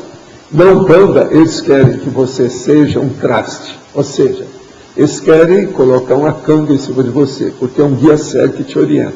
Você tem que ser boneco de ventríloco. Então, na hora que você está querendo fazer a projeção, você está querendo fazer a vontade dele. Você está descartando o guia cego. Eles não querem isso. Então, eles criam as pessoas assim. Por exemplo, no espiritismo de mesa kardeciano, em aceita cristã aí do espiritismo kardeciano, o que é que se passa? As pessoas também são assim. Você chega para ela dá paz, faz 20 anos que ela dá paz nos outros.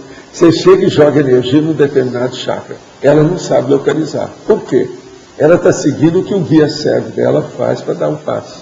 Mas ela não conhece as energias do próprio corpo, nem o energossoma dela.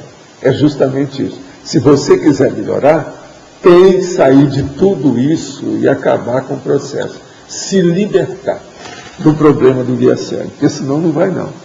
Aonde tem seita, religião e outras coisas nesse sentido, não há universalismo, tem o guia cego.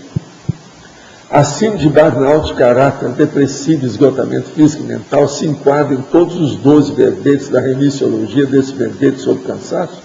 Existe sono assistencial inconsciente, da isca inconsciente, intermissivista? Olha, nós já escrevemos sobre burnout, uma opção de coisa por aí, mas em parte você tem razão. Até um certo ponto pode ser incluído um pouco de cada coisa dessa, dentro dos verbetes que você falou. Agora, o sono assistencial inconsciente, da isca inconsciente, intermissivista, pode ser que a pessoa, às vezes, a intermissivista chegou aqui, não assumiu a sua condição, ela pode ser uma isca e uma esponja. Então, tudo isso pode acontecer. Há mais ou menos um mês, eu estava deitado na minha cama, fazendo EV e me preparando para dormir, quando me vieram na cabeça o nome de 2 cidades, Valência e Mônaco. Não vi nada e nem senti nada, apenas ouvi esses nomes na minha mente. Levantei para anotar esses dados para a autopesquisa. Isso poderia ser uma dica onde passei nas minhas últimas vidas? Poderia ser uma forma de acessar as retrocognições? Ora, por agora é difícil a gente estabelecer qualquer hipótese.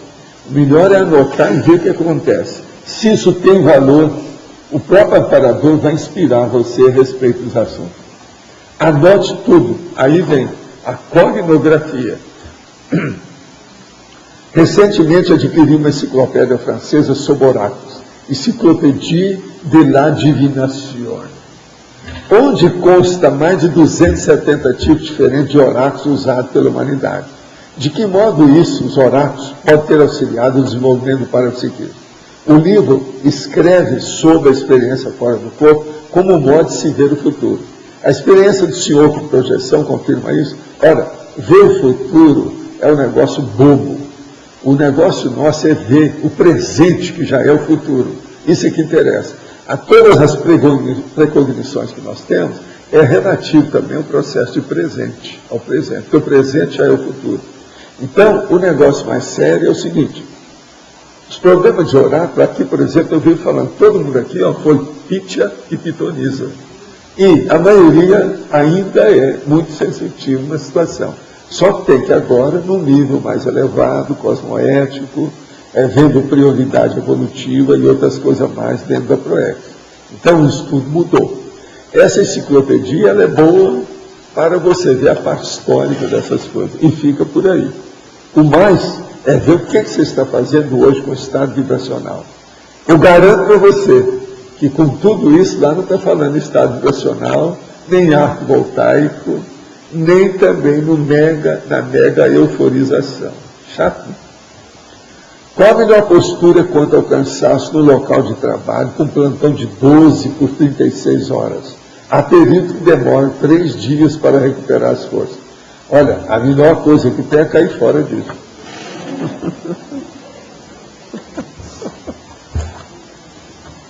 É ou não é? Tem que dar um jeito. Vocês viram outra saída para isso? Para eu indicar? É uma pessoa daqui, conhecida da gente. Aí é duro. Paulo, você comentou ainda há pouco a questão sua de buscar as ideias do curso intermissivo, né, em tudo que está olhando. Mas hoje você também já está escrevendo alguma coisa que não tem no curso intermissivo, né? Não tem, mas nos cursos intermissivos mais avançados. Mais avançados, que você não... Não é da maioria aqui que escreve isso. Então tem coisa que eu estou falando que às vezes pode ser novidade para todo mundo. Inclusive para quem está do outro lado também, que já é... Por isso que eles vêm aí. Eles sabem que aqui é uma espécie assim de... nunca se sabe. Entendeu?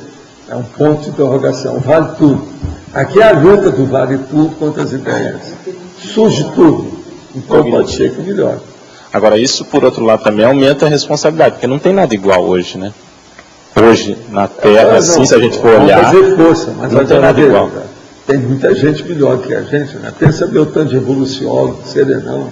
Ok. Evoluciólogo tem centenas na Terra, sem dúvida. Sabe quantos tem por aí? Serenão tem poucos, mas... Mas eu falo de maneira explícita dessas ideias e discussão de ideias, não tem. Agora o problema nosso é de vez em quando um serenão físico aparecer aqui sem falar nada, né? Dá uma geral assim. Mas é que eles agora já estão com medo, o serenão está com medo da gente. Ele não aparece aqui, porque senão é capaz da gente...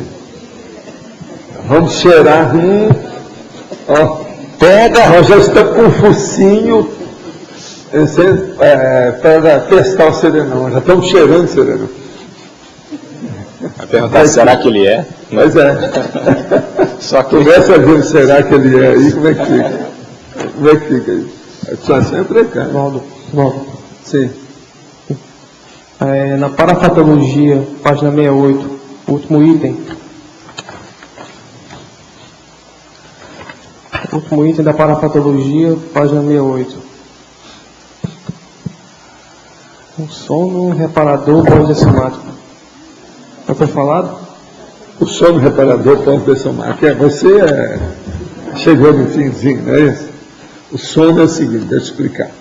Existe um autor que escreveu uma série de monografia, o nome dele é Ernesto Bozzano. Ele, então, escreveu sobre o sono reparador. Foi os que explicaram mais. André Luiz também, nos livros que nós recebemos, que o Chico recebeu, que eu recebi, de vez em quando ele falava também no processo de sono reparador. Existe livro da mediunidade, psicografia, que fala nisso. Mas o caso é o seguinte, conforme o tipo da pessoa que morre, quer dizer que desativa o corpo humano, ela passa por um sono reparador, uma temporada. Às vezes ela tem também uma visão panorâmica enorme da própria vida. E ela dorme. Esse sono é para equilibrar o choque. Igualzinho uma pessoa, por exemplo, que tem aí um trauma, uma tragédia de carro, alguma coisa nesse sentido. Então ela recebe um choque. Eles dão para ela uma indução, alguma coisa aí, um remédio qualquer, entende? Para apagá-la temporariamente. Extrafisicamente, o choque da dessoma faz isso na pessoa. Então ela tem um sono reparador. Quando ela acorda, ela vai ver então que ela está às vezes de psicossoma, já não tem mais corpo humano, é outra situação. Aí ela começa a ver onde que eu estou. Você está entendendo? De onde que ela vai? Como é que fica? Onde que ela está? Então tudo muda. Esse aqui é o sono reparador. Sim, mas isso é em definitivo? No caso é temporário? Depois a Não, pessoa ela dessomou, o corpo já foi desativado, isso aí é definitivo. Ela agora é consciente, ela está na intermissão. Para vocês que são intermissivistas, vocês talvez nem vão precisar de sono reparador. Vocês já saem do corpo assim com lucidez, como se estivesse fazendo, mesmo como eu falei aqui. Faz a descoincidência com a decolagem autoconsciente. E já olha para o corpo e se desperte. Tchau. Entendeu? Muitos aqui eu acho que vão passar por isso. Por quê? Tem um fator prático disso para a gente saber. Vocês estão durante muitos anos pensando no processo de energia, de dessoma, de holossoma, de ressoma e etc. Tal. Intermissão. Isso é muito importante, o problema que dá a convicção do problema. Entende? Da ideia. Aquilo cria. É o problema da acomodação das camadas que eu estava falando, igual ao laboratório. Há uma acumulação disso. Entende? É o acumulador da ideia. Isso aí é muito importante. A vida aí é isso. Por isso, nesse processo das terturas aqui, existe um ganho extra. Como é que você chama o ganho extra? Valor agregado dele. Ele gosta muito disso por causa da gestão lá. Então, veja, o valor agregado aqui sério é o seguinte: há um problema que vocês estão agregando o valor, pouco a pouco, todo dia, através do pensamento continuado do processo extrafísico. Vocês estão entendendo isso? Por exemplo, a pessoa, às vezes, ela está lá em outra cidade, muito longe daqui. Ela está muito desenvolvida parapsiquicamente, mas ela não age com aquilo, ela não funciona, ela não pensa naquilo. Ela, às vezes, está cuidando de lavrar a terra, plantar mandioca. Ela nem está pensando no assunto. Agora, vocês não. Vocês estão pensando. Vocês estão entendendo o valor agregado? Eu nunca falei isso aqui bem claro. Mas é bom agora vocês ficarem bem. Isso aqui é um extra. A gente devia de cobrar. Além da entrada de vocês, devia de acrescentar isso aí. Você está entendendo? Como nós estamos cobrando muito atualmente, a turma não quis aumentar o preço da entrada. Até certo. Olha aqui, ó, teletertuliano, eu estou brincando, aqui não tem não, tudo é gratuito, certo? Até certo ponto que você está falando, que aqui tem uma estimulação constante para esse tema, né? Processo de estimulação também, o tempo todo. Isso faz parte do serviço. Isso aí é a técnica do enumerador. Eu uso isso há muito tempo. Outra coisa, a técnica da circularidade é totalmente em cima disso. Ela roda e está mais ou menos no mesmo lugar, mas um ponto acima. Mas sempre ali. Valdo, aqui, como cheirar o serenão, você já está então treinado. E como é que a gente cheira o evoluciólogo? É a questão. Se a gente tem a Não, a evoluciólogo é mais fácil de testar, né? Sim, como? Se a pessoa tem uma orientação mais séria da vida, se ela sabe o caminho do processo e ela está consciente disso, aquilo se revela pelo modo de ser, o que ela fala, os interesses dela, a conduta. Aí já é mais um processo ecológico, comportamento. Aí vê logo. Agora, vocês já viram que ela está hoje com um chapéu lá, da época lá da Espanha. Da Espanha. Olha só. Impressionante. Impressionante. Pode tirar fotografia. Hoje está no ponto, em cima do lance. Mas o que mais? Mas, então, além da questão etológica, assim, como é que eu posso refinar um pouco mais essa questão? Para poder entender. Eu penso que o negócio é fazer aquilo que a nossa amiga aqui tem feito. Fala para ela as coisas que você faz, os detalhes que você faz, no estudo de personalidade, como é que é. Olha como é que é a psicologia dela. Ela passa um pente fino e penteia a coisa toda, levando para o lado parapsíquico. Explica isso, como é que você está. Eu gosto, assim, é quase que um hobby de observar as pessoas e ficar fazendo análises. E muita coisa eu anoto. E aí depois de um certo ponto isso acaba pegando a parte energética, parapsíquica. E aí você vai... E a comparação de umas pessoas com as outras... a comparação. O jeito dela ver é terrível. Ela chega lá no ponto, não tem jeito. Ela já tem uma série de exemplos, de precedentes. Você entende? Então, na questão de parapsiquismo é que ela avançou mais, para entender o processo. Então ela vê algumas coisas que acontecem comigo que ninguém de vocês está vendo, vocês não estão sabendo. Ela já viu.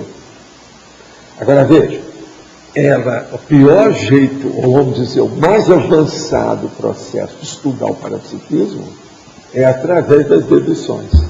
É o problema do mental soma, é o que ela faz. Então, a visão de conjunto do processo parapsíquico é enorme. Ela vem falando coisas para mim que eu evito falar. Eu falo assim, não toca nesse assunto. Ela viu coisa a meu respeito que ninguém aí viu. Está entendendo? Então, esse nível é que é o sério. Agora, veja, eu não sou evoluciólogo. Eu falo bem como é que eu sou, o nível que eu estou nisso. Mas agora, por exemplo, com essa técnica da Kátia, a gente pode identificar o evoluciólogo, sim, se ela aparecer. Por isso que eu estou falando, evoluciólogo e serenão que aparecer aqui, ele tem que trabalhar muito para encapsular a gente. E se deixar solto, nós vamos pescar alguma coisa. Não só eu, não só a Kátia, mas tem outros aí que vão pescar. Tem muita gente. Que eles vão ver, pensar o processo. Você está entendendo? Isso aí vai ser inevitável. Tenho 30 anos. Desde a adolescência sofro de cansaço e enxaqueca, sem explicação física. Durmo no mínimo 8 horas à noite e, se puder, durmo mais umas 4 horas durante o dia. Sinto muito sono e acho que, apesar de dormir tanto, meu sono é reparador. Isso atrapalha totalmente minha rotina e acaba me culpando por não conseguir manter disciplina nos meus afazeres. Tive contato com a Conscienciologia justamente buscando a resolução para esse problema. E confesso que fiquei muito feliz ao ler e ouvir tantas coisas que sempre fizeram sentido para mim. O que mais chamou minha atenção foi o princípio da descrença. Sou espírita, esse cansaço pode ter relação com o desenvolvimento da minha mediunidade, psicofonia, condição ainda não assumida? Será uma condição assediadora? Posso me livrar dessa condição? O que o senhor acha? Olha, quando a pessoa tem essa hipersonia, que é o seu caso aí, isso aí pode ser assédio, pode ser uma semi-possessão, pode ser guia assédio, isso tudo pode. Mas agora, tem que examinar o assunto, tem que ver com calma, tem que fazer uma sondagem disso, chegar a um diagnóstico, tem que ver com calma. Mas pode ser sim. Eu quero dizer para vocês que hoje eles vão falar aí, que já me deram aquele estágio, que amanhã é polinômio multifocal. Tá? Vamos ver o que é que vocês vão debater isso amanhã. Polinômio multifocal. Foi escolhido hoje pela eleição. Vamos ver o que dá disso aí. Valdo, pode falar. Eu queria voltar no assunto do sono reparador. Sim. Me parece que é é um fenômeno terapêutico, quer dizer, a pessoa dorme extrafisicamente e sai meio que a maior. Mas às vezes não tem ninguém fazendo aquilo não, é normal dentro da pessoa, devido à parafisiologia dela, com o choque da dessoma. Ah, tá certo. Agora, pode acontecer também no extremo patológico, a perturbação da consciência é tanta que ela não passa pelo sono reparador e vai direto para a baratosfera, alguma coisa assim? A maioria, uma boa parte. Paratomatoso. As pessoas não mudam, né? São do jeito que elas estão. Então ela bloqueia o sono reparador. E outra coisa, tem gente que dessoma e continua fazendo aquilo que ela estava fazendo. Ela está enrolada com o mesmo fato, a mesma situação, no mesmo lugar. Por isso tem muita gente que dessoma no lugar e não sai dali, fica lá. Fora do corpo com a projeção, a gente encontra muito dessas pessoas. Essas que são chamadas almas penadas. Está entendendo? Tem muito disso. Então, tem aquela pessoa que você encontra com ela e a gente pergunta, olha, eu sou alma penada, você é? Para ficar igual, para ver se dá certo. Você está penando aí, está vagando. Allan Kardec falava que era o espírito errante. É aquele que hoje nós chamamos isso, que é a pessoa que é a consim borboleta. É o espírito errante. Ainda está procurando, está ciscando aqui, ciscando ali, é tico-tico do fubá. Está procurando alguma coisa. Não achou. Isso entende? Agora, é o espírito errante. E a abordagem a esse tipo de consciência, como é que deve ser? Você já vai lá e... Não, a primeira coisa você joga energia para ver como é que a pessoa funciona, de que modo que ela é. Através disso, então, que a gente vai ver o que faz. Entende? E outra coisa, precisa de localizar, identificar quem é, como é que é. Se você pode fazer ou é capaz de fazer um encapsulamento da pessoa. Eu, por exemplo, eu saio fora do corpo e vou olhar onde é que eu estou. Aí eu vou adquirir mais consciência e ver. Aí eu olho se tem alguma consciência à vista, presente. Se ela aparece toda fantasiada, alterada, eu jogo energia para saber quem é. Que às vezes está me tapeando, está se fantasiando, está bancando aí alguma coisa de tipo Exu, entende? Ou polichinelo, ou se mascarando. A gente quer ver como é que é. Então eu jogo energia. Às vezes a pessoa transfigura na hora e muda e vê como é que ela é no duro. É muito importante você conversar com a pessoa na realidade dela. E não numa fantasia, numa tapeação, porque senão a situação como é que fica? Né? Isso não é nada bom. Fisicamente tem atitude devido à transfiguração do psicossoma. Agora, para quem sabe disso, você que deve transfigurar o psicossoma para dominar as transfigurações dos outros. E outra coisa, qualquer coisa você se isola, se encapsula e deixa para lá. Deixa os polichinelos da vida tomar conta daquilo que eles querem. Tá certo? Gente, então, os nossos comerciais, por favor. Obrigada. As pontuações da tertúlia de hoje foram 94 assinaturas no livro de presença, 20 perguntas presenciais, 29 perguntas respondidas online, 40 votos presenciais, 12 votos online. Hoje tivemos 565 acessos online e 221 foi a audiência máxima simultânea. Hoje vamos ter 5 recados. Marco Antônio, imersão processioterápica, a mim, curso 40 manobras, Rosemary Salles, curso formação de autores, e Isabel, governança. Vamos alterar. E antes o Eduardo vai falar sobre a minha enciclopédia. Pessoal, boa tarde a todos. Nós estamos fazendo uma divulgação sobre a enciclopédia da Conscienciologia para aqueles teletertulianos que estão assistindo a tertúlia pela primeira vez ou que conheceram a Conscienciologia há pouco tempo. A enciclopédia da Conscienciologia é um trabalho de vanguarda dentro da Conscienciologia que está sendo levado a cabo pelo professor Valdo Vieira, por toda uma equipe aqui em Foz do Iguaçu. A enciclopédia tem 3 grandes edificações, que são o Holociclo, onde nós temos vários dicionários, e eu trouxe aqui, inclusive, alguns números para passar para vocês, e a Holoteca, onde nós temos todo o acervo de obras parapsíquicas coletadas, né, e adquiridas durante a vida do professor Valdo Vieira. Nós temos nessas edificações, tanto no Holociclo e na Holoteca, o que nós chamamos de pontuações. Hoje são 755.660 artefatos do saber dentro da holoteca. São 84.060 livros e obras escritas. São 5.507 dicionários dentro do Holociclo, sendo 4.543 diferentes e 964 duplicatas. E 1.062 temas de dicionários diferentes. Tudo isso à disposição, aberto ao público de maneira gratuita, para a pessoa vir conhecer, estudar e pesquisar. A Enciclopédia da Conscienciologia é um trabalho democrático. Hoje, na tertúlia, por exemplo, nas tertúlias, nós discutimos os verbetes.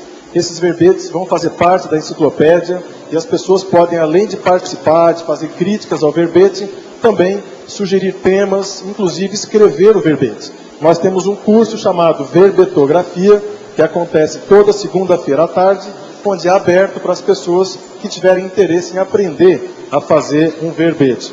E amanhã, no domingo, nós vamos sortear um livro para aquelas pessoas que são amigas da enciclopédia. O programa Amigos da Enciclopédia é um programa de incentivo que existe desde 2004, com o objetivo de fazer a manutenção de toda a estrutura da Enciclopédia da Conscienciologia, essas 3 edificações, o tertuliário, o holociclo e a holoteca. E quem é amigo da enciclopédia vai participar desse sorteio de uma obra que foi selecionada pela livraria Epígrafe, que fica aqui dentro do CAE, tá ok? Mais informações sobre o programa Amigos da Enciclopédia, vocês podem ter no site www.enciclopediadaconscienciologia.org ou no telefone 45 3525 2652. Obrigado.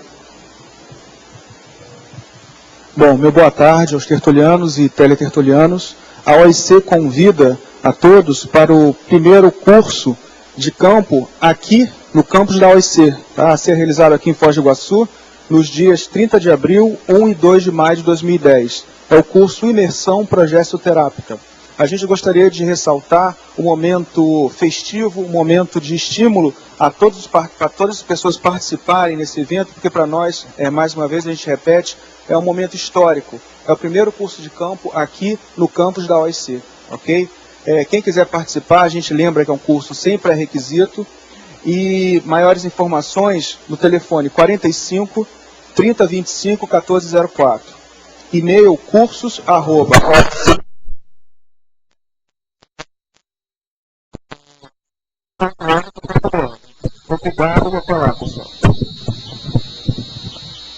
Boa tarde. Eu gostaria de passar algumas informações sobre o curso 40 Manobras Energéticas.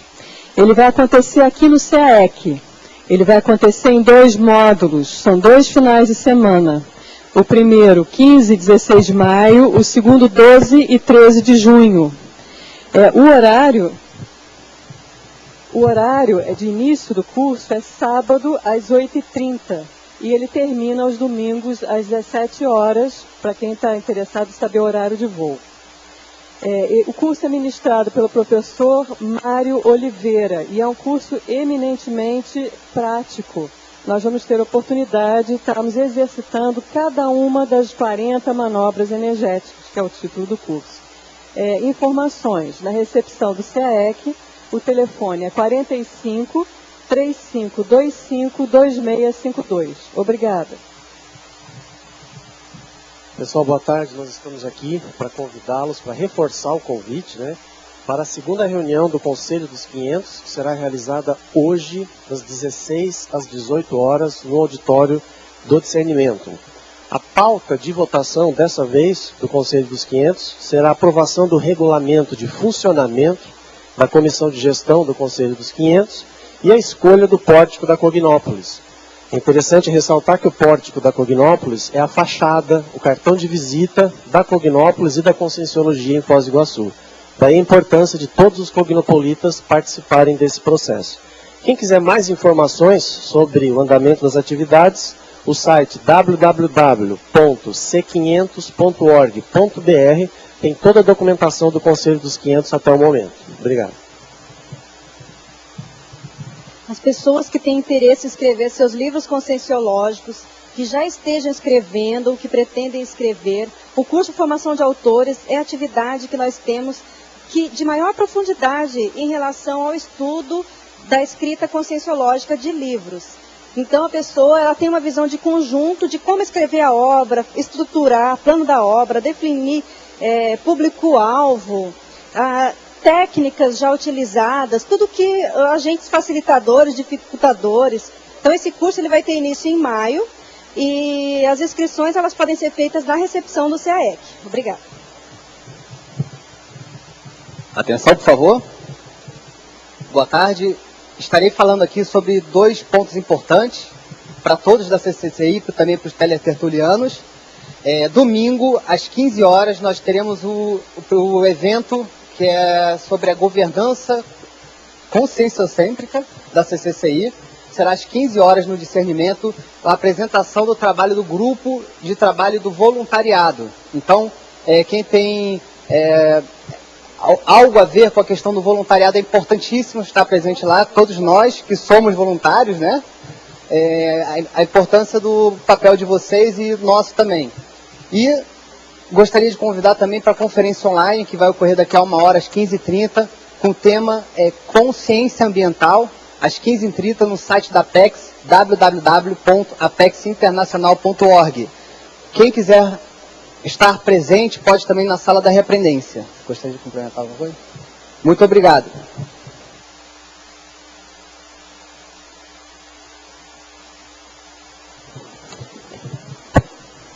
O verbete eleito para amanhã foi polinômio multifocal, especialidade analíticologia. Obrigada e boa tarde a todos.